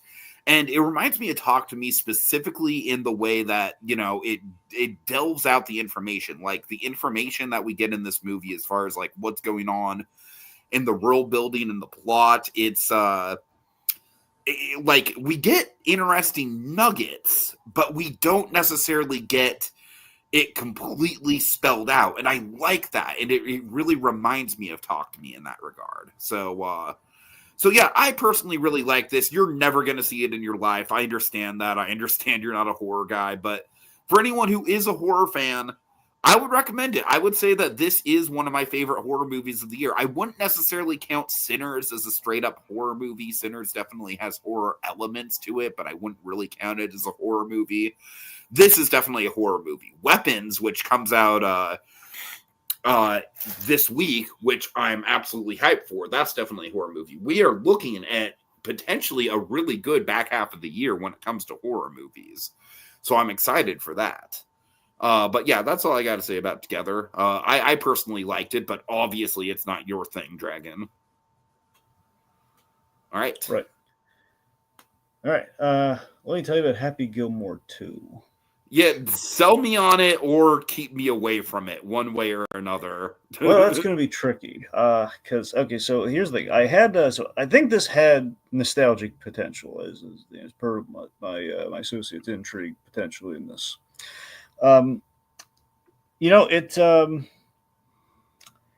It kind of gets squandered, that potential, kind of. So it's a classic case of, we got to set them back so we can, retell the story of the first movie, like retell the same story again, which that's what I bump up against. That's where the potential gets squandered here. Now, mind you, you could go about this two ways. Now, this kind of story is not impossible to tell because we have a prime example, which I think this movie deep down wants to be for some reason. You could do a Balboa. Balboa is like, okay, we basically set Rocky on the path of the first movie. However, he's over the hill. It's kind of like going back to where you were at your roots in the first movie. But so this is kind of like they're trying to do a comedy version of Balboa to a degree. It's kind of what it feels like, but varying degrees of success. Where it feels like maybe had they kind of like the heart that's in this movie, I feel is good, and it's this thing where Adam Sandler's work was kind of like laying out earlier is that I think Adam Sandler can have really good heart in his movies. That it's surrounded by comedy, and sometimes it's real kind of blue collar, like down to earth. Like, okay, this is comedy. I think we can all. It's the comedy you'd want to have a beer with, kind of joke, Sure. That kind of thing where it's like, okay, this is like the thing that's going to make everyone laugh, even if it's a little on the immature side. Where that's fine. But then, it's every time we hit that sweet spot with Sandler and his works where it's just funny enough and we have enough heart there. Like, again, I always cite like 50 First Dates. The popular example is going to be like Wedding Singer, but that kind of charm, or maybe The Waterboy, maybe. I think people overall like The Waterboy. I like The Waterboy. I like The Waterboy. The Waterboy has some dated elements to it, but I by and large like it. But that's the thing. I think the Waterboy's like a great example of where there's a boy who adores his mother, and he's a good kid, and you root for him, and you have Henry Winkler. It's a sweet spot. So it's like every time we want to get back to that thing with Sandler, and there's like elements of that here. It's just we always set him back, and he always gives in to the he gives into like the Happy Madison isms or the Sandlerian tropes of like kind of dilute the genuine heart and the genuine charm that he has in these movies. It's like as a defense mechanism. Like here's the heart of the movie. So his daughters are in this movie, and they have really nice roles. And he's been working his daughters into some of the Netflix stuff. I haven't seen it, but he had I think it's something about like you're not invited to my bar mitzvah. Yeah. Which, as far as I'm aware, is basically like a vehicle for his daughter, like a starring vehicle. Yeah, which I think is cool for him. Good on him to include the family. So in that respect, I mean, he's kind of doing that here, where his daughter plays his actual daughter in the movie. I think the problem was giving. I don't know if all of them are his kids or not. Because imagine, I don't know how many kids Sandler has. I don't think he has as many as he does. So in this movie, the idea is like Happy Gilmore has. He has like isn't the gag just that Happy Gilmore's just dated all around? Like I'm sure that it's exaggerated. No, that's not it. No. Here's the thing. He has a lot of kids though. He has like 4 sons and a daughter. Okay. So I don't in real life. I think Sanders has maybe like 2 to 3 kids, but I don't know. Maybe I know he has like his kids are in this movie. I don't know if he has like 2 daughters. It's like a daughter and a son, and like. I just don't think all 4 of these kids are like all 4 of the rowdy sons are his. And the point being, we have like 4 rowdy sons and 1 daughter that is obviously his daughter has been in his movies before, and that's the one who's in the bar mitzvah thing. So she's so that's a lot of charm there, and she's obviously getting the most focus. The boys are basically a joke, like, oh, look how rowdy the hockey players' kids' sons are. Which is a cheap joke, which we kind of like double down on. Like they all like wave like the traffic cone around like it's a ding dong or something that kind of like, oh, isn't that funny? We do that joke a lot. So that's what I'm saying. That's what I'm telling you. He has like some genuine heart with like the daughter thing where he, Happy Gilmore, something very bad happens to him to set him back, which is a big thing, which you're probably not gonna like. Oh, and it feels like we did this just to basically pull a Balboa. To, we got to set him back to 0 so he can kind of work his way back up, kind of like he did in the first movie. And it just feels like in doing that, like it puts him in a position where, okay, we're rooting for him as a father to do right by his daughter. It's not like he has a good, importantly, this is what I'm talking about. He has a really good relationship with his kids. Kids love him, and it's all that. It's a very real down. Like the family dynamic is strong. That's great. Like he's actually a really good father, despite being like he's lost all of his money. In the movie, so that kind of thing, But it's like the main plot line is like a weird. It feels very half-baked. Feels like Ben Safdie, one of the Safdie brothers. He's the bad guy of the movie, which again is kind of a nod to the Uncut Gems. I mean, honestly, that could work. Yeah, well, that's yes and no. So he's basically playing the bad guy who's trying to modernize golf, which is kind of a dumb idea. I don't know. That sounds like a decent premise to me. All right, look, fair enough. He's trying to modernize golf. Maybe you're selling this movie to me. I don't know. Maybe I've always liked the Safdie brothers more than you do, and I like the Safdie brothers as far as them being, like Benny Safdie in particular. I have seen him and stuff, and I do think he's very good. What are the 2 Safdie brothers' names? I honestly forget that it's obviously Benny Safdie. I forget the other one. I'm sorry. I was going to try and narrow down which Safdie brother this is. I'm going to guess Benny, maybe. I'm guessing it's Benny because I don't think the other Safdie brother acts. I could be wrong about that. Well, then there you go then. Mystery solved. Benny Safdie. Point being, he's kind of our antagonist of the film. He's basically kind of like a tech bro kind of a thing who's trying to modernize golf. Mm-hmm. And, okay, so I want to be very clear. Shooter McGavin done pitch. I think we did really great, but with Shooter McGavin. And honestly, the presence of Shooter McGavin is like the most intriguing element of this movie to me. So I don't think you'll be let down by what we do. Okay, that's good to know. That's good to know. Honestly, the best part is kind of like that bit you saw teased up in like the 2 of them in the cemetery. That's to me best part of the movie. Mm-hmm. So you have generational cult. Here's the thing: you might bump up against member berries. I'm not bothered by member berries. You are. So I don't. But here's the thing: a lot of the member berries, debatably, they're more generational callbacks than they are like remember this, remember that. But I don't know, like old friends and like the kids of the friends who are no longer around. Unfortunately, that kind of stuff. Mm-hmm.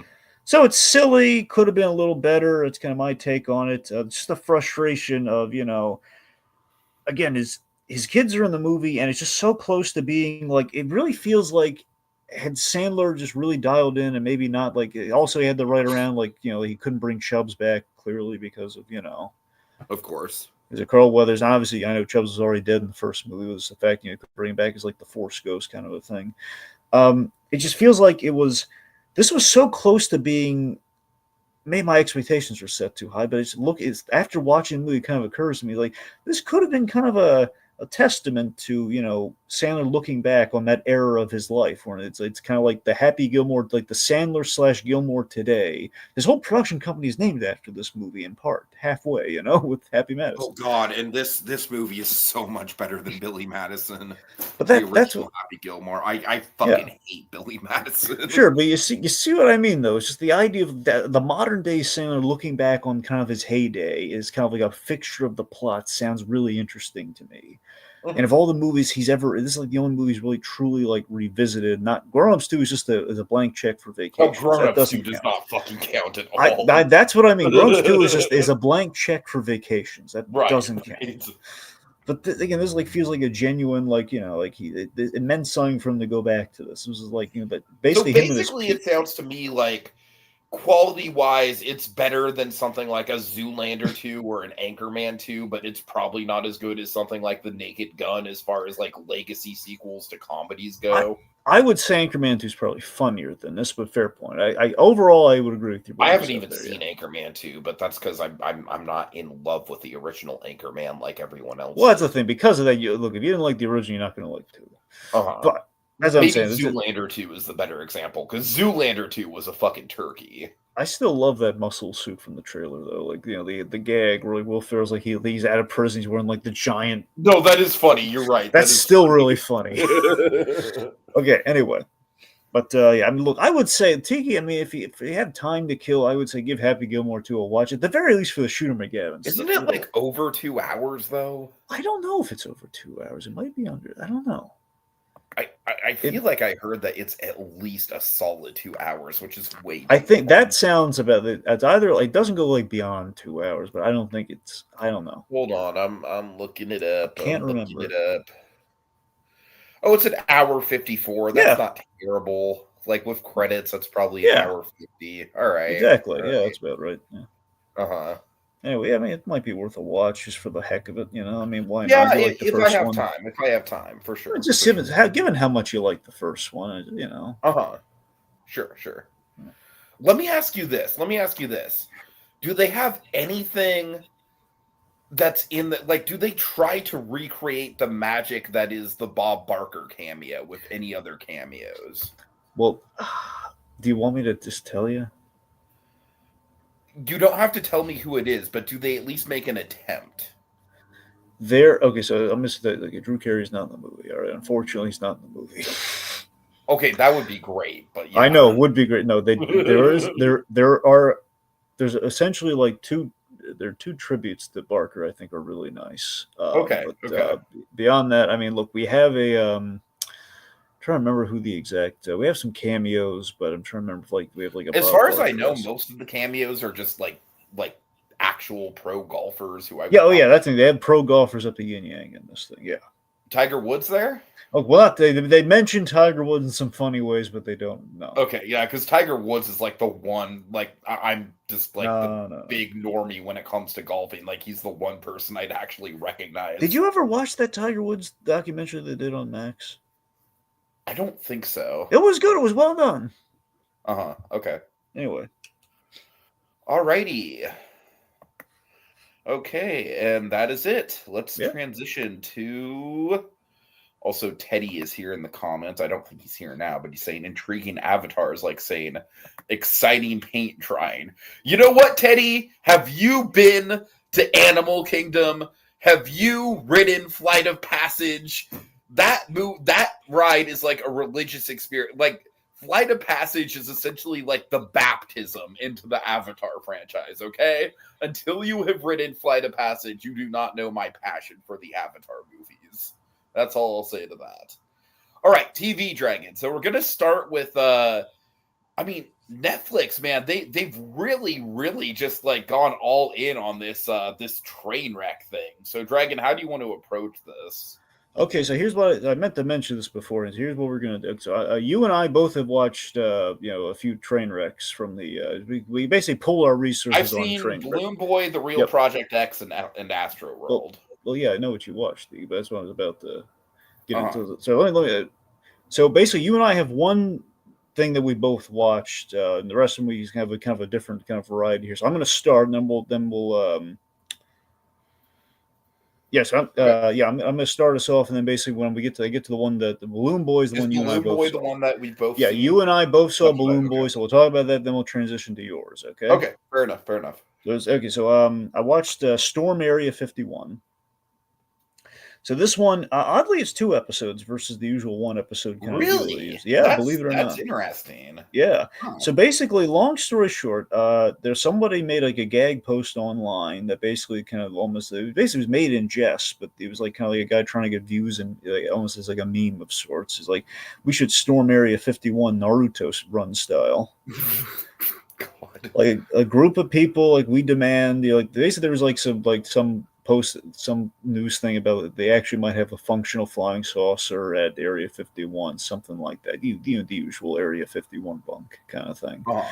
So it's the idea like, we heard about this. Oh, we're incensed by this. We should storm. I think this is post storming the cap. I don't know if this is pre or post storming the Capitol. Through what year they say this happened in. It's definitely post that. It's definitely post January 6th. Yeah, that's the thing. So the idea is like let's January 6th was like 2021, if I'm remembering correctly. Well, yeah. So it's like let's storm Area 51, and they just guy throws like the like a GIF or like a GIF of like the Naruto kind of everyone. Basically, the Naruto run is like when you run with like your arms like anime. Yes, I know exactly what the Naruto run is. So that's essentially what he's proposing, and basically all the kids in the weapons trailer are doing the Naruto. Exactly. It still looks fucking terrifying. Yes. So that was the point being he's just kind of joking about should they get views or clicks or whatever, and then basically all the internet, at least all the weirdos on the internet took it seriously, and they're all like, "Well, when are we going to do this?" Mm-hmm. So it just kind of spirals out of control. It's kind of in 2 parts versus like the usual 1 episode, like I said, and it's basically the FBI gets involved, and it's this whole thing of like, well, the guys at Area 51. They have to prepare. It's like an actual threat, essentially. There's like people are like talking about gathering, like booking hotels and stuff like that. So they're actually coming down there. And at least people were planning on actually going down there. So I'm pretty sure I was at fucking Disneyland when this shit was going down. So that's the thing. This is like talking. This is like this will walk you through exactly all the preparation, all the stuff that went down. There's the whole thing of like. The security that essentially it's an Air Force base. The Air Force base, they're going to have to.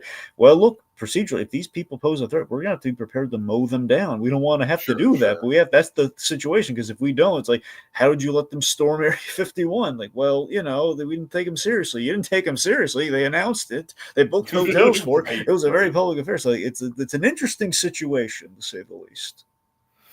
Yeah, no, I honestly, Dragon, I saw this come up, but like I'm gonna kind of out you a little bit here. I think technically it was posted in August. Okay, come on, man. Okay, I know, but for me, I was like, you know what? I will save that for next month because I'm always looking for stuff to watch to fill out my TV stuff. Anyway. I could honestly, the date alluded. I really thought it was like towards the tail end of July because they released a bunch of them. Like I know they just keep throwing them up on the regular. It's kind of hard to keep track of which one comes out. It is a little bit. Yeah, I kind of feel like it's getting a little. I mean, I still think they're well done, but I kind of feel like it's. They must be getting really good buzz. Yeah, for sure. Anyway, so then there's this one definitely was in July. The Cult of American Apparel. Okay, I started this one. It didn't really grab me. I kind of quit about 10, 15 minutes in. It got better, but you're right. It's a rough start. Basically, it's kind of like we have like the wannabe kind of Abercrombie and Fitch guy. It's a guy who has a clothing line who basically kind of he becomes like a cult leader in which he is. Here's the video kind of gets you intrigued where there's like actual footage of the guy like browbeating and just yelling at his employees, and it's such an unreasonable. Okay, yeah, I definitely didn't get that far.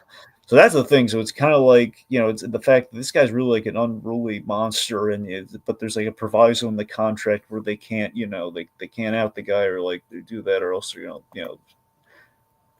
in court or anything, or else they risk penalties or something. So it's like this thing where like he's kind of getting away with murder. So yeah, I mean it built momentum after that rough opening. So like when I actually got to the controversy versus like, okay, he's just selling clothing and okay. Right. I was kind of honestly, Dragon, it felt like a Company Man video from, the Company Man channel on YouTube. Right. Kind of felt like that a little bit. Or like Bright Sun Films, they do the Bankrupt series. It kind of felt like that. But no, I believe you if it gets better, though. Go ahead. All right, so let's team up here. So about Called America, it got better, but moving on. Balloon Boy. So Balloon Boy is a story, like, I didn't deep dive into it like Dragon. I got kind of hyper fixated on Astroworld when that shit went down. I didn't nearly deep dive as much into this, but I have heard about it. Like certain YouTubers that I follow have talked about it before. I think getting the firsthand account of this thing is fascinating. And you know what I really think this documentary does a really, really good job of doing? Is that I feel like the character portrayal of the father in this thing, I love how when the documentary first kicks off, you're by and large on the family side a little bit if you don't know the story. But as things start to fall apart, like, I definitely don't think the police department look good in this either, especially the way that they kind of like ambush the family into the interviews and stuff. That being said, the mom and dad in this story spews so much bullshit that I think the whole thing about how this thing is edited is that by the time we get to the dad's last line at the very end of this thing, where he's like, oh, just wait till you see what I'm coming up with next. It's like, it kind of hits you like, this dude is completely full of shit. Like, no, this was absolutely a fucking hoax. This dude is a fucking, like, to quote Kevin Smith, Dragon, this dude is a publicity whore. Like,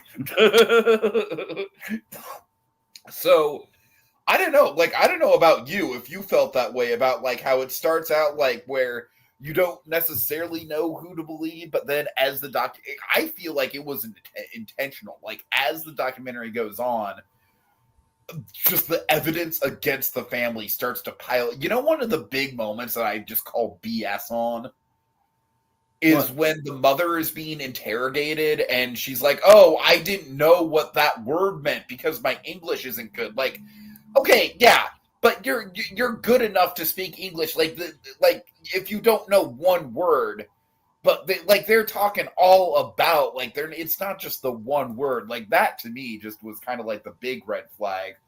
And then just the guy's narcissism, the wife swap stuff.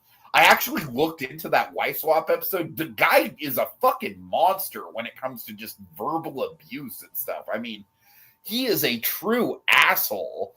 And honestly, Dragon, it's pretty disturbing because, like, the sons in the middle child, I think, was not interviewed for this documentary. Although I do think he still lives on the compound because I think all three of the brothers are in a band together. But the two sons that are interviewed, they seem well put together. They seem like they have a good head on their shoulders. I like how the kid who was seemingly stuck in the balloon, at first, like, I like how he has a good attitude about it. I like how he kind of laughs it off. That being said, I think it's fucking, like, honestly kind of horrific, the fact that this family has, like, moved to Florida and are now just, like, in their own little, like, family cult compound, and God knows what's going on. I don't know, man. This dad he honestly kind of scares the shit out of me, dude. What say you, Dragon? I've talked a lot about it. Do you have similar sentiments to me as far as, like, how the characterization was presented? Yeah, so I thought this was very good. I love the story. I mean, I had a passing familiarity with this. Right? I always heard about the kid who was like in the Mylar balloon thing. Like this question, like, did he actually in the balloon hoax? I heard like this on the periphery. So when I saw this, that's why I really watched it. Like, oh wow, I've never really heard the details of the story. I found it gripping. I really it's full of those twists and turns and the unreliable narrator. Honestly, I think this could have been longer. I don't know. I mean, we cover a lot of ground the time that we had. I mean, we do. You're right. We do. I was just really, honestly, Dragon, this might be my favorite of all the train wreck stuff. I'm with T. I'm 100% with you. I thought this was the most compelling, in which mind you haven't seen that poop cruise thing yet, though. Actually, I did see it. Oh, I saw it last minute. I literally watched it today, so that's why I didn't have time to add it. Well, I mean, do you want to talk about it?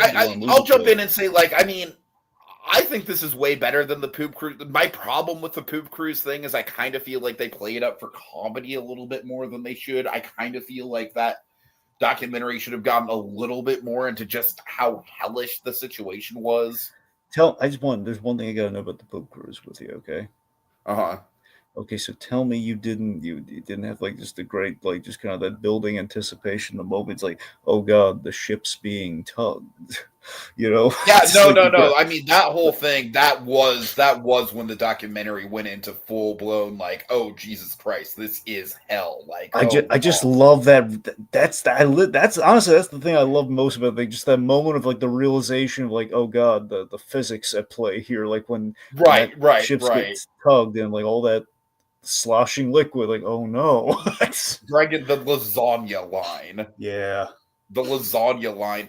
That guy was the best interviewer in the whole thing.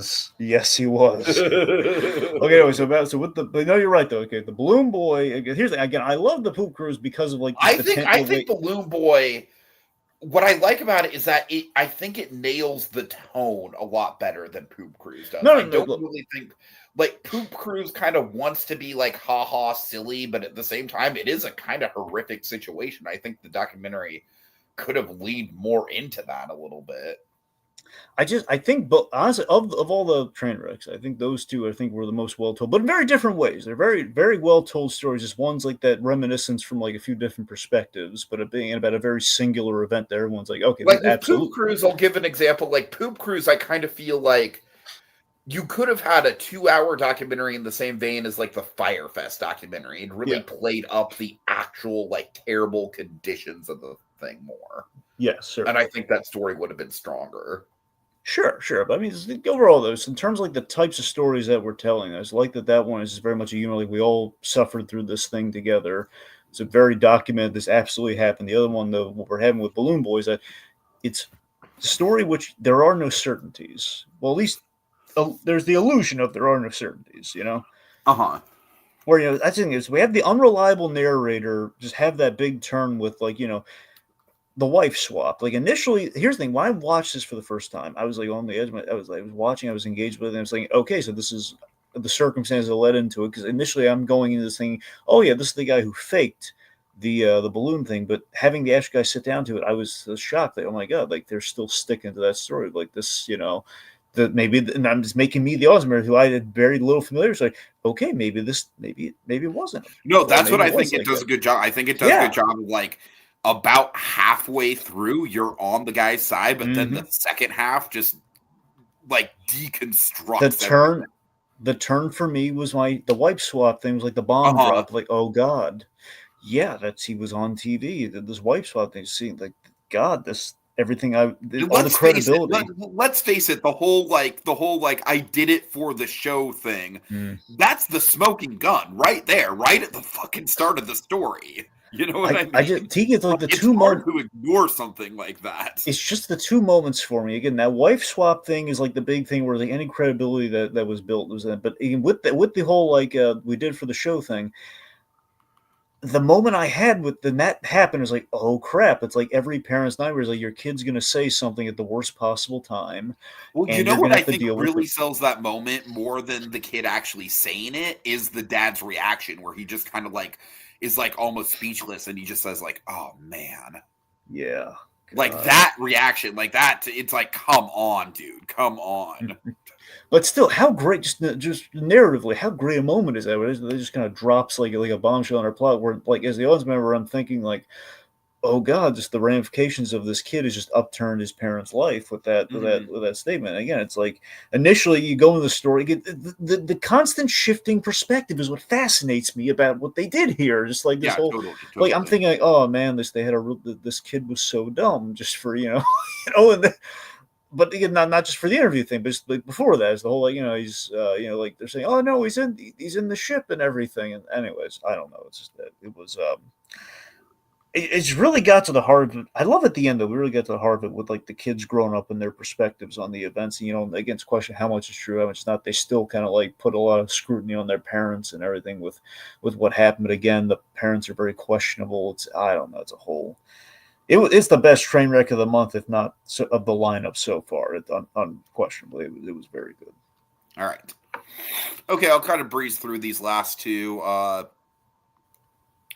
The real Project X, honestly, not as interesting as I was hoping it would be. Like, Project X is kind of like a seminal movie for me because, like, I've attended like one full blown party in my entire life, and that was a going away party for my high school best friend, and we watched Project X during that party. So, like, the one actual party experience I have does involve the Project X movie, and Project X, importantly, was the breakout role for Miles Teller. I think people forget that. But I don't know. It's a crazy party. It gets out of hand. I don't really think there's any like sort of like life threatening or like there's no real stakes here, Dragon. It's basically just like, okay, this party's crazy. How are we going to stop it? There's obviously a lot of property damage. But that's it. That's kind of it. There's no real stakes. It's just kind of like, yeah, the party got out of hand. They are what I do think is interesting is the fact that, like, when I heard the real Project X, the title, I kind of assumed that this was this because I think Project X in itself was based on a true story. It was an Australian kid, I think. I'm pretty sure. I'm like 90% sure. So I thought that's what that's what this documentary was going to be, was the story that inspired Project X. And honestly, I was kind of disappointed that it wasn't, because basically what this is it's a rager party that was inspired by the movie, which I frankly, I just don't think is as interesting as a concept. I just think, okay, like some idiot teenagers just got out of hand and, monkey see, monkey do. I don't know. Just not really a lot there. So honestly, I think it's one of the weaker train wrecks that I've seen.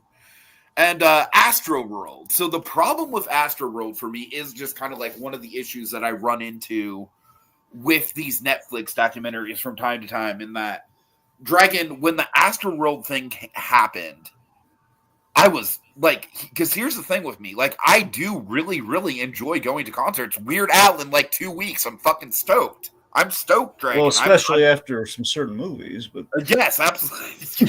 When that popped up, I was just like, hell yes, hell yes. Tiki's ready for the end of the world.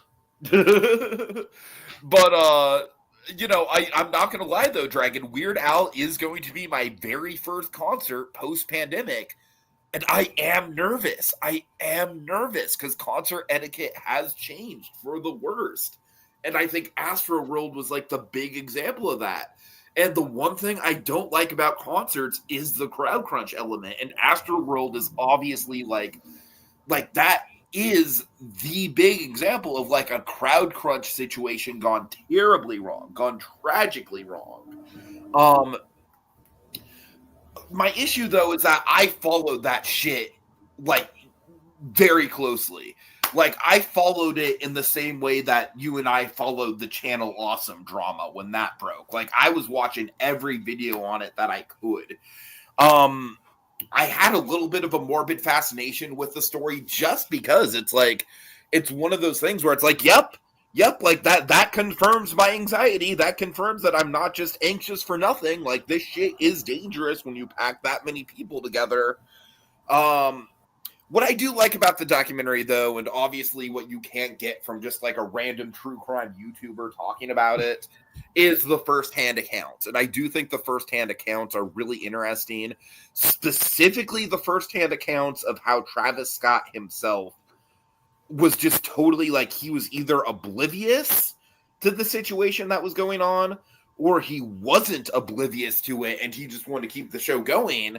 And honestly, based on Travis Scott's reputation, do you know anything about this incident, Dragon? No, I meant to watch this one, but I didn't have time. So basically, the long and short of it is that Travis Scott is a rapper, and he's very infamous for like really, really inciting the crowd into going fucking crazy in the mosh pit and stuff like that. You know, like he'll be like, "I want to see this theater shake," you know, like that kind of stuff. Like, and basically, long story short, with his Astroworld Festival, which I think it was like the third time he did the festival. It was 2022, so it was like after the pandemic. There was a lot of pent up kind of like demand for it. People were sneaking in, and that was the big thing that caused the crowd crunch. People were sneaking in, storming the gates essentially. And essentially, Dragon, long story short, is that like too many people. It was one of those situations where the venue was way over capacity with all the people that snuck in, and people died in the crowd crunch. Like about, I want to say close to 10 people died, just either being trampled or suffocated, just because of like the mass of people. And it's like, if you fall down in that mass of people, you're not getting back up, you know. And the whole thing is that like Travis Scott, like there's literally footage like where he sees an ambulance come up and take someone away, and he just keeps going. And I think it's a fascinating story. Like I said, it's one of those things where it's like it confirms the anxiety that I do have about crowd crunch in a concert setting. It's also very much kind of like, yeah, Travis Scott, like I don't know anything about his music. I don't really listen to rap outside of a little bit of Kendrick Lamar. But I mean, as far as just what he did and how he basically incited this shit and didn't do anything to stop it, yeah, kind of a monster in that regard. And I know that he has done, he's put out other albums and stuff. I don't know if he's done another Astroworld after this, but it's a pretty horrific event, and I would recommend it, Dragon. I think you'd get more out of this than I would, specifically just because, like I said, I know basically every detail of the story. I think some of the stuff in this documentary, some of the details would shock you if you're not familiar with it up front. So I would feel it was fairly well covered, is what you're saying. I do think it was well covered. Yeah, like I said, my issue with it, and I have that issue. Will we expect footage taken at the Weird Al Yankovic? Eli, possibly, but I am not going to be near the stage, so it just kind of depends on the setup. If anything, I might do some video of Skipper Dan, because I know Skipper Dan is part of the set list. But yeah, no, Dragon. Like I said, it's going to be the same thing with one of the movie or with one of the series one of the documentary series where I just kind of already know the information. So, but the information is covered in a really good way. So, yeah, I would recommend it. Definitely. All right. Sandman Season 2. Dragon, eventually I'm going to get around to it. All right. But I'm sorry, but the Neil Gaiman thing is what's keeping me from watching this. I understand that he didn't have much involvement with this season, but it's just, for me personally, because I had a lot of female friends in high school who would have been the exact target for Neil Gaiman. Like, as far as, like, him preying on, like, his image as, like, a safe man and stuff in the geek culture space. I'm just too attached to it, man. I can't engage with Neil Gaiman work right now. But how'd they do? I did hear that they did Midsummer Night's Dream. Yeah, they did. I looked in the episode list, and when I didn't see Midsummer Night's Dream as an episode title, I was kind of disappointed. No, they did, and they did a really great job with it. It's there. I might just watch that standalone episode then. I'm not going to lie. Honestly, if memory serves the way they handled it, I think it's one of the best episodes of the season based on, like, here's the thing. They had that, and they had basically, it's kind of interspersed. I mean, I'm not saying we cut away from it a lot, but I'm saying we do that in flashback, and then we have our main story, and that both the main story and the Midsummer Night thing is really good. So it's very, it's very thorough. They cover, dense. That's what I was looking for. Anyway, yeah. So it's the end of the Sandman adaptation. I think they did an excellent job. They went and I went in pretty blind on part two, except with the exception of Midsummer Night's Dream, which obviously it was like a thing that kind of like it could have been I in did part. too. Honestly, like season 1 covered about. I honestly I haven't finished all of Sandman, and honestly, with the Neil Gaiman thing, I probably never will at this point. Well, they put But, go ahead. But I did get about to the point where they did have Midsummer Night's Dream. I think that volume was one of the last volumes I read. That's pretty much as far as I got to. I got from the beginning until. Well, actually, I'm sorry. Let me correct you there because I never jogged with the art style on Sam. I know it's Sam Keith's art style just never really grabs me. The audiobook though. The audiobook was just like a play. The audiobook is so good. Yeah. Again, James McAvoy is great. It's got a really good cast. Like Michael Sheen's in. He plays Lucifer in the book.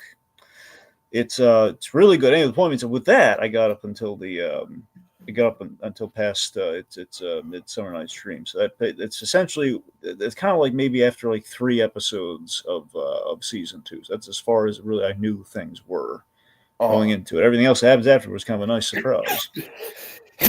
Oh, excuse me. Sorry. So I think they did a really good job. We explored Dream's siblings here more, like the rest of the Endless. All the other D siblings. Like Death, Desire, Despair, a little bit of Destruction. Though he's kind of the black sheep, and it's like a whole plot line, which is really good.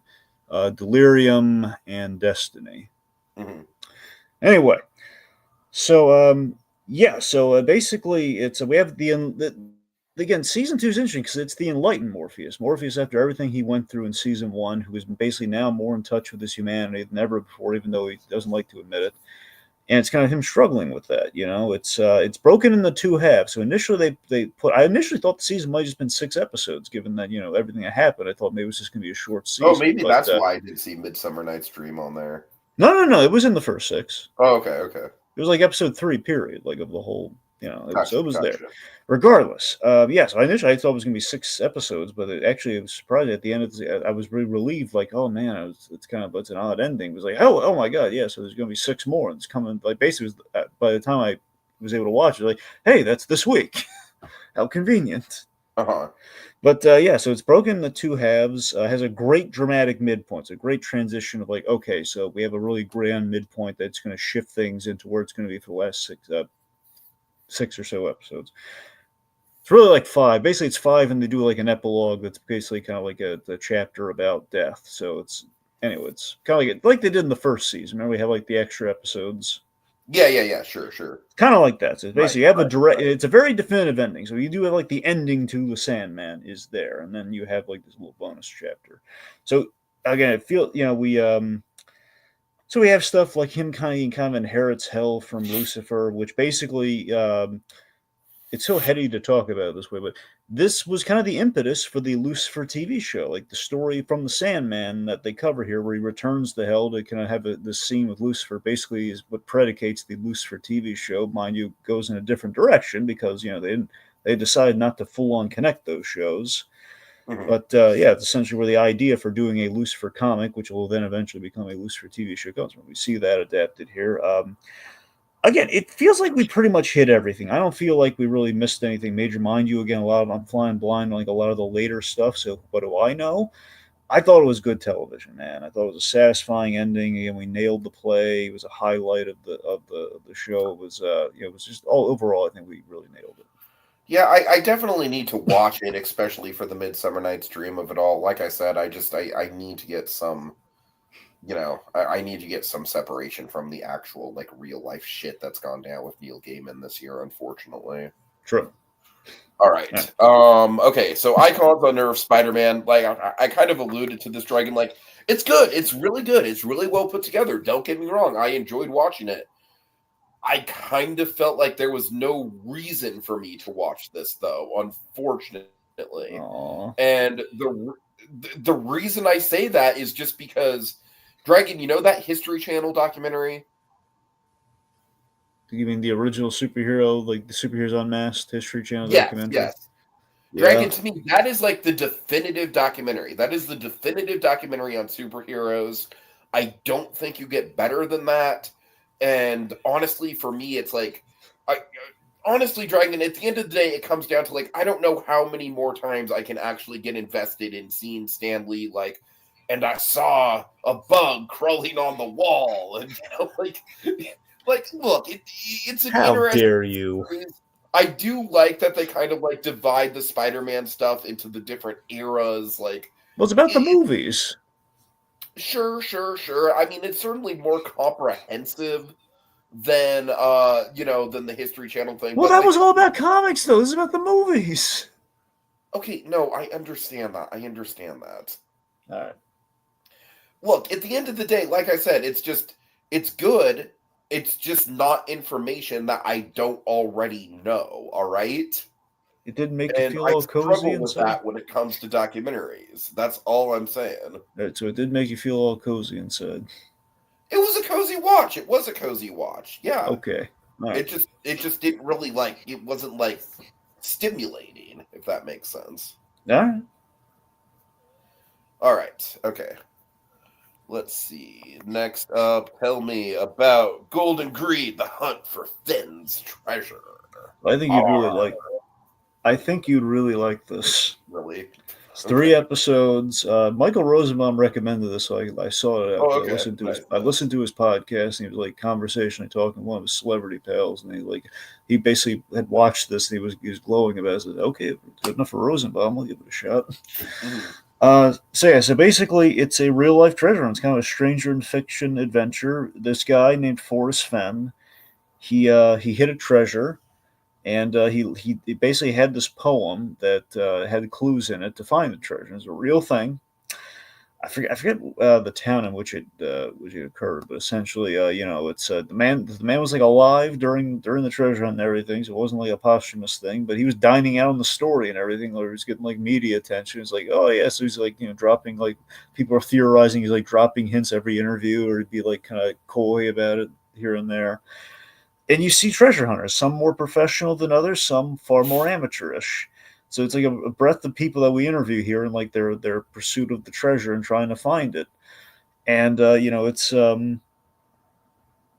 basically it ends up getting found, but there's controversy upon it being found. There's a lot of tension on the people hounding the old guy over the treasure, over like him dropping hints and the sort of stuff. And it gets kind of scary in places, like how seriously people took like kind of a lighthearted treasure hunt kind of a thing.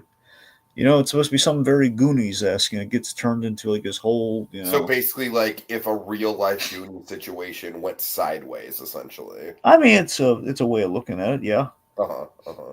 So it's you have some clever people, and you also have some desperate people. And it's a treasure hunt that kind of hurts some families along the way too, a little bit. You kind of see that, but it's kind of like, it has this charm of like an adventure in your backyard kind of vibe. So it's kind of it's again, it's worth a watch. I think you'd like it. It's just what's it on? Netflix. Oh, Netflix, nice. Yeah, this is what I'm talking about. This is the kind of Netflix documentary stuff you want to see more of, because it's not about like murder or like true crime. Oh my god, I cannot do Netflix true crime. See, that's the benefit of Isn't that the benefit of what we've been doing with Trainwreck lately, where it's not murder for totally, yeah. It's not like, okay, look, the Nilsson tapes for the umpteenth time. It's not, it's like, oh, it's not just like, let's exploit another tragedy. Let's hear Jeffrey Dahmer's mixtape. That kind of stuff. Like, what was Jeffrey Dahmer's last meal supposed to be? I don't want it cooked. Dad, can you tell me I don't want it cooked? All right. I want it raw. Oh man. It's a meat sandwich. It's not that hard. Okay, Jeffrey, we'll get it right for it. It's okay. Just don't freak the people out. Okay. All right, anyway, yeah, that's it. Okay. All right, My Adventures with Superman, Season 2. I am sorry that it took me this long to get into it. I will say, Dragon, I thought the first few episodes, they were fine. They were good. I enjoyed them. The season really doesn't kick into high gear until Kara comes into the picture. Is that fair to say? I guess that's fair to say. I mean, tell me that elevator bit didn't charm the pants off you, though. No, it's all good. It's all good stuff. And yeah, the elevator bit is great. God, it's so adorable. One thing about the first few episodes in the season that I didn't really vibe with, and I think it gets better as the season goes on, I didn't really vibe with like Jimmy Olsen being a millionaire and being an influencer. I don't know. Like, don't get me wrong. I think it fits the character all right because Jimmy Olsen is always getting into crazy shenanigans and stuff. For me, I just kind of thought his personality was a little bit obnoxious. Like I said, I think it gets better in the second half. But like I said, everything in the season just gets better, including Jimmy Olsen when Kara gets introduced. And Dragon, Michael Emerson does not disappoint. I told you he's good. Holy shit, that voice is fucking chilling, man. Yeah. Every time he says Kara. Yes. Oh, God, it's so fucking good. Like, good. I think this season is really, really, like, I love the episode where Kara introduces Superman to Brainiac because there's just this great sense of dread, right? Like, we as an audience know what's going to go down, but Superman, he doesn't know. He thinks he's about to be reunited with some Kryptonians. It's great tension.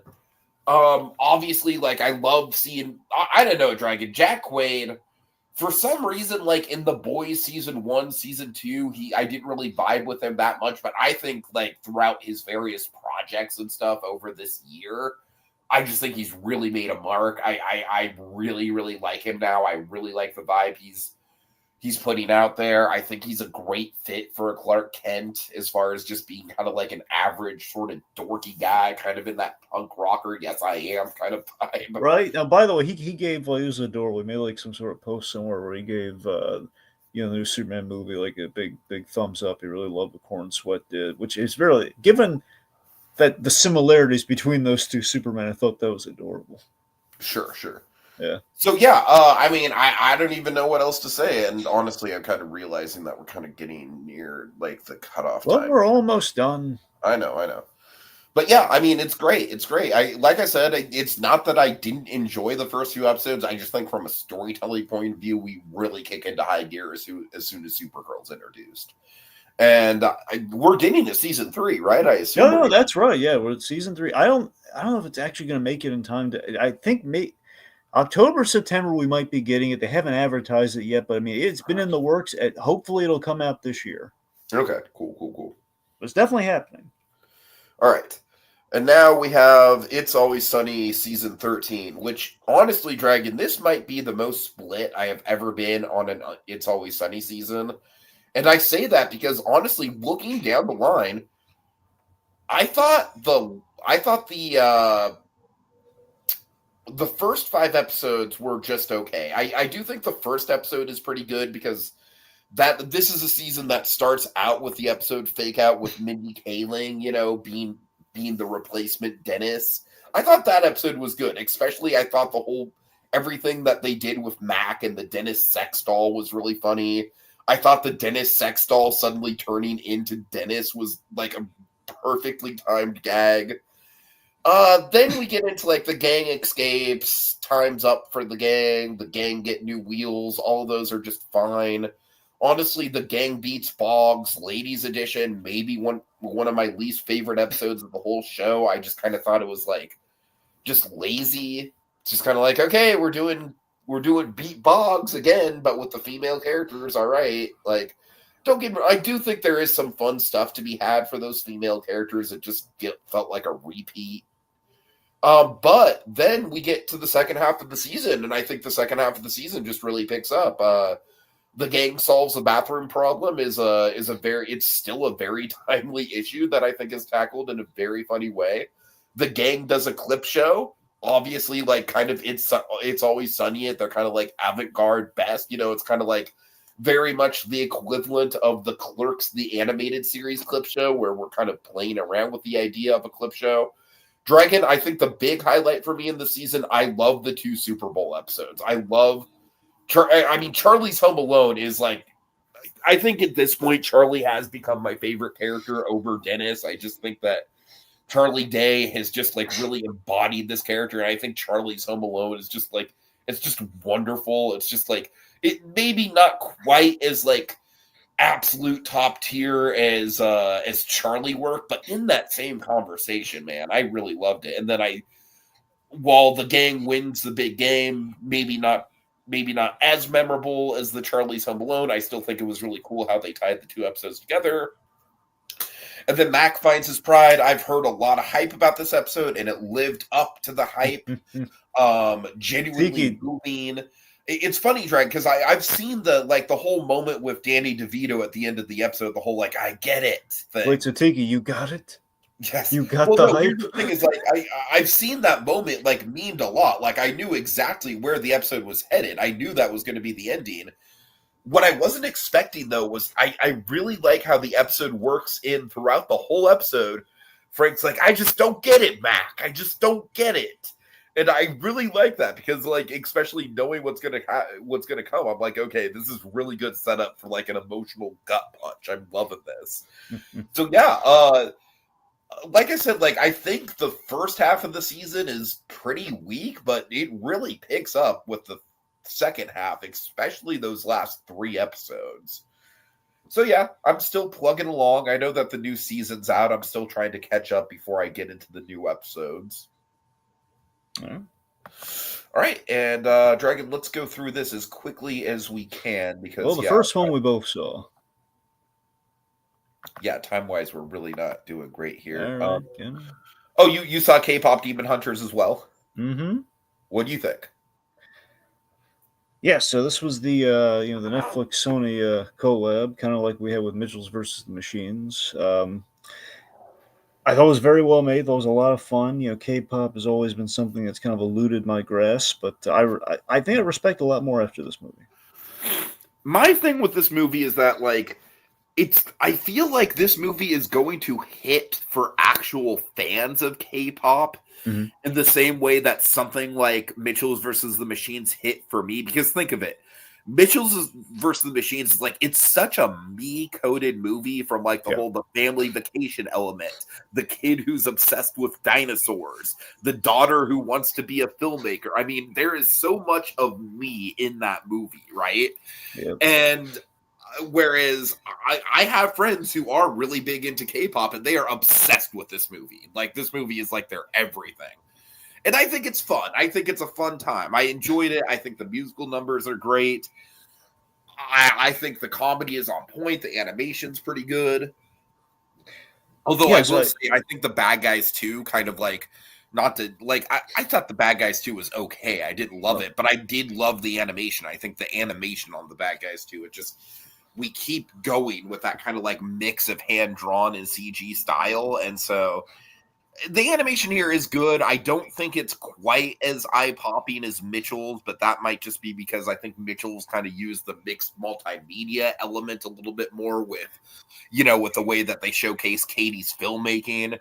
So, yeah, at the end of the day, I really like it. And I think just like how if you resonate with the themes of Mitchell's, you're going to like that more.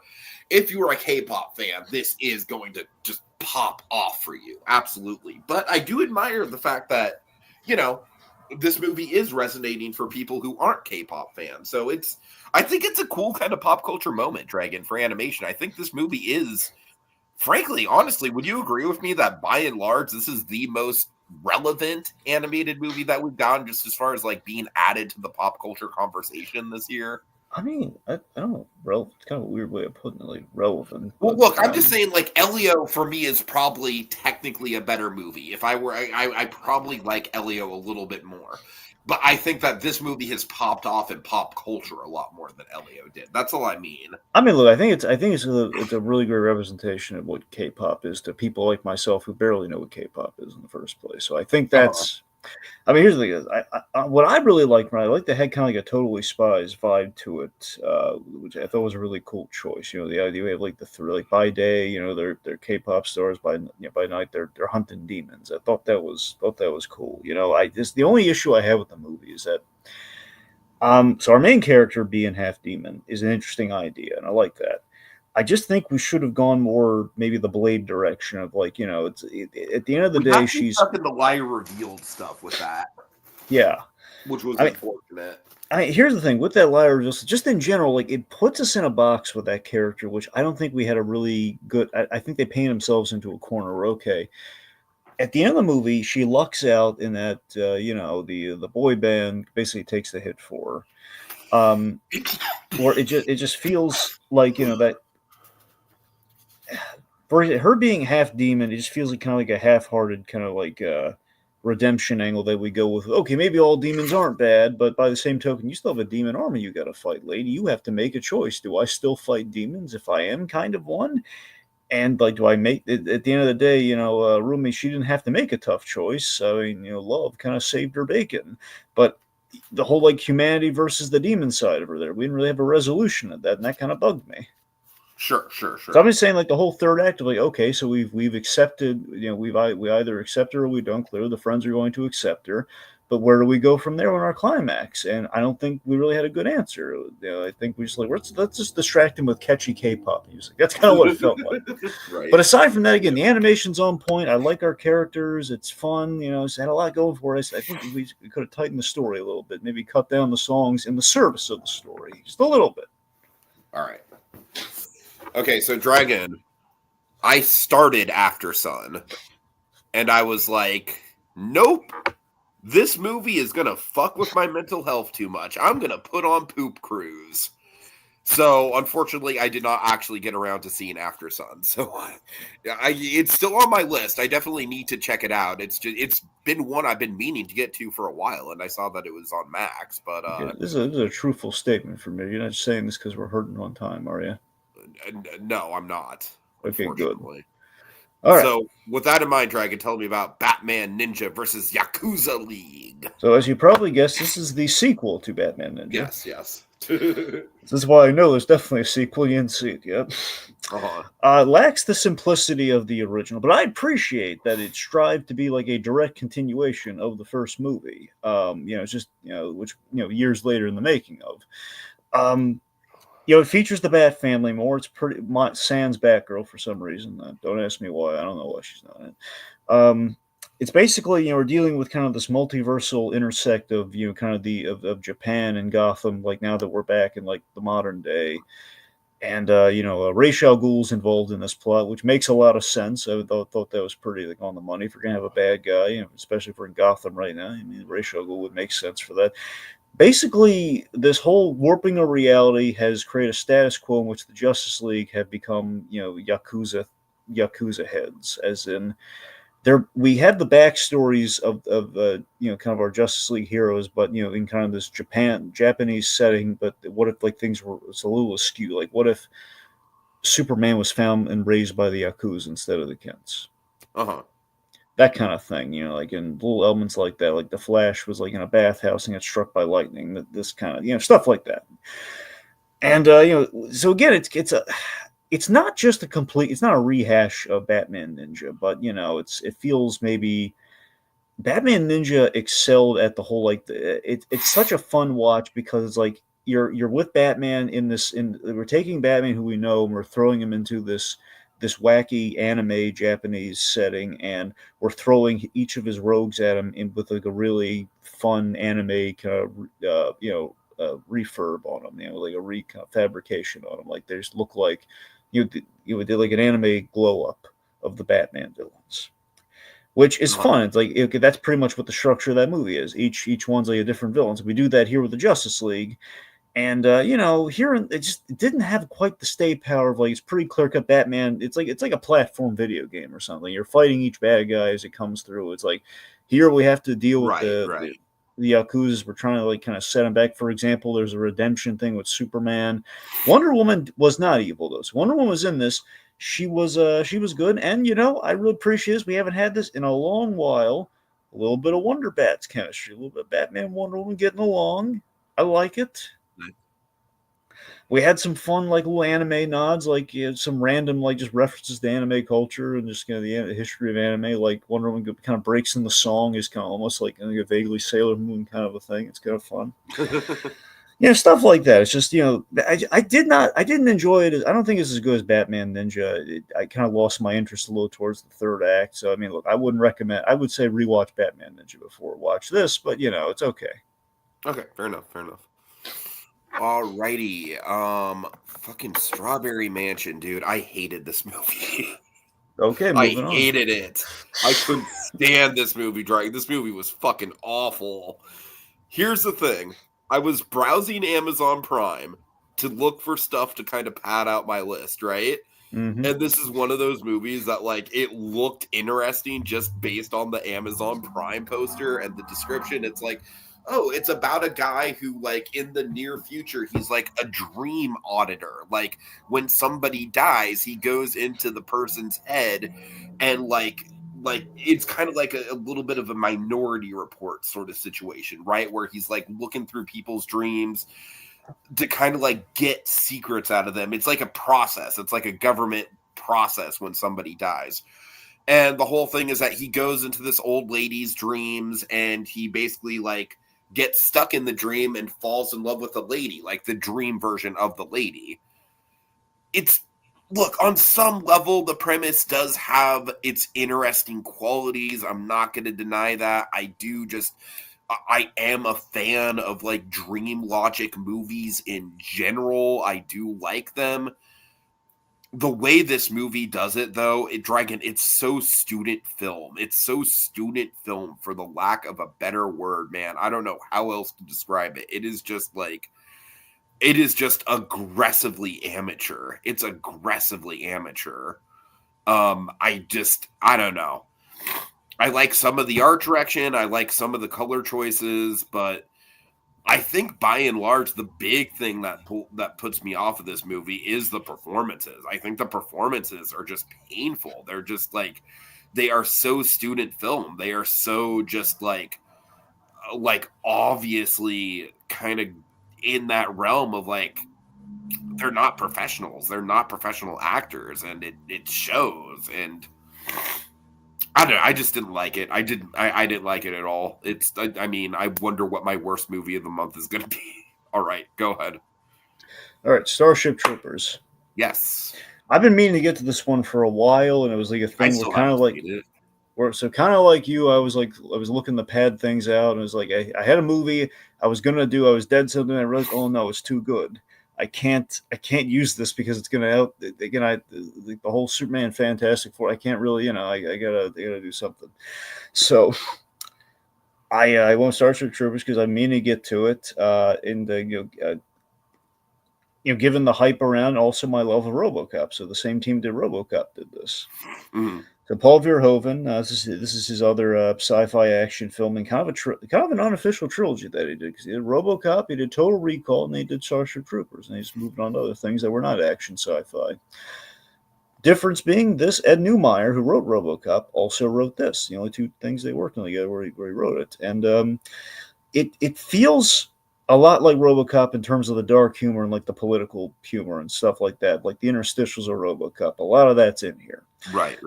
So it's really clever. Clancy Brown is awesome in this movie. It's got great action. Casper Van Dien, who plays like the main character, he's playing it straight. He's playing it very straight, which really kind of helps him, like kind of the undercurrent of comedy, but also like he's a good leading man. I felt he's very straight arrow kind of thing. It's not a complicated movie. It's kind of like, it's basically kind of the serious or more feature.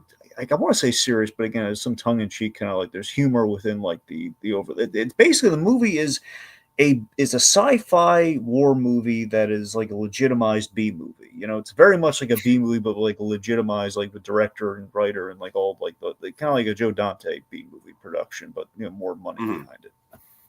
Anyway, so basically, we're at war with like alien spiders. So literally, like the army of spiders, Steve. It's not a joke. Like actual, legion of spiders. Right. That's what the enemy is. It's pretty much like the parody that Futurama did, like War is Heck. You remember that one? Of course. So that's essentially this is what that's a parody of to some degree. Uh-huh. Where it's based, instead of like the bouncing balls, it's spiders. And and yeah, it's really good. The standout of the film, though, Michael Ironside, he is perfection in this movie. He is so freaking good Nice. in this movie. I recommend it. It's a good watch. It's just a good time, man. It's competent filmmaking. It's just it's the kind of thing where, like, with the Alien Spider Threat, you don't want to overthink it because it doesn't make a lot of sense. But that's the B movie sci-fi angle of it all. But again, B movie like done right is like kind of like it's such a rarity to find, and they did it right here. It was good. All right, cool. Okay, finally, Mamma Mia. Hey, look, Mamma Mia's playing. You want to go see Mamma Mia? You're seeing Mamma Mia. I'm seeing Mamma Mia too. Wait, which one are you seeing? No, Do you not get the Family Guy reference? No. Sorry, I was going for. I thought you were referencing the whole thing when you saw the movie. No, I mean, that's kind of part of why I saw this, but no, I'm referencing like when Peter and Carter rob the train and it's like the awkward small talk and Peter sees the Mamma Mia poster. Hey, look, Mamma Mia. No, you're right. No, that's great. Yeah. No, I remember that. Yeah, the whole ticket thing. We'll take your ticket, puncher. Well, no, I can't. So I saw this movie for two reasons. Obviously, like the Mamma Mia Dark Knight thing, I wanted to tie it full circle, especially because Mamma Mia has kind of become a midnight screening movie in its own right. And also just because my grandma wanted something to watch with me, and frankly, this has been a fucking terrible month when it comes to like grandma-friendly movies. She is not a superhero person. She is not a, like a blockbuster movie person at all. She avoids those movies. So this was like basically the only movie of the month. It was a flashback cinema screening that I could actually properly take her to. And I enjoyed it for what it was. I really like the cast. I really do think some of the songs are very iconic, like specifically Dragon, the Dancing Queen sequence, honestly, fantastic. The choreography, the energy, the way that it's shot. This movie does this really cool thing where it's actually filmed in Greece and they use actual like local Greek people to fill out the cast, as far as like background extras. So what we have, Dragon, is we have a literal Greek chorus in the movie. Hey. It's super clever. And honestly, I think that element kind of elevates this movie as like, I'm sure it is a better piece of media than the actual stage play it was inspired from. That being said, you can only do so much with ABBA music when it comes to the storytelling. This very much feels like a jukebox musical in that regards. Like, some of the songs are done really well. I think Dancing Queen is kind of an all-timer when it comes to musical numbers. But that's about it. Not a lot of the songs really thrilled me. I think the story is very surface level, although it is like the lead actors are charming. Don't get me wrong. Like, specifically Dragon, I love seeing like pre-Andor Stellan Skarsgård as like a potential love interest for Meryl Streep. That was so fun. I love seeing that. I like it. I didn't love it. Like I said, I think the jukebox musical quality kind of got in the way in a certain extent. But I will say, just the way I can describe this movie is it is absolutely Rocky Horror for wine moms. By and large, that is absolutely what you are getting with this movie, for better or for worse. So, okay, really quick, Dragon, best and worst, and then we'll get the hell out of here. Okay. Okay. Worst. Oh boy. Well, I think worst de facto. I think it has to be Happy Gilmore too. Okay. Yeah. Let's see. Best. I mean, I think. I'm gonna have to. I think by narrow margin, got to say Fantastic Four: First Steps. Mm-hmm. It's tied between that and Superman. Those are the two best. So Well, yeah, I would hope it'd be between that. Yes, I know. Okay, best for me, Superman. Worst, I mean, goddamn, Strawberry Mansion was a fucking train wreck of a movie. It was a miserable thing to sit through. All right. Little Blue says his catch-up as of earlier this evening is Darkman. I need to see Darkman. That's definitely on my list. Really, especially after watching Naked Gun, Tiki. You have to what? You have to see Darkman. Wait, what does Darkman have to do with Naked Gun? Really? I genuinely don't know. Liam Neeson is in Darkman. Okay. I'm sorry, I don't know much about Darkman. Do you know who directed Darkman? Raimi, right? Yeah, Yeah, see, I knew that much. very Anyway. good. You know, he can be taught. Okay. Okay. All right. Well, big thanks to Keeper Colby, Code Kios, and Little Blue for joining us in the comments. And Teddy. And Teddy, indeed. Yes, yes. Well, folks, we've waxed on long enough, and now it's time to put the pen down. Until next time, when we return with another fitting chapter in our Movie Memoirs. Christmas with the Niejos. Memoirs. What?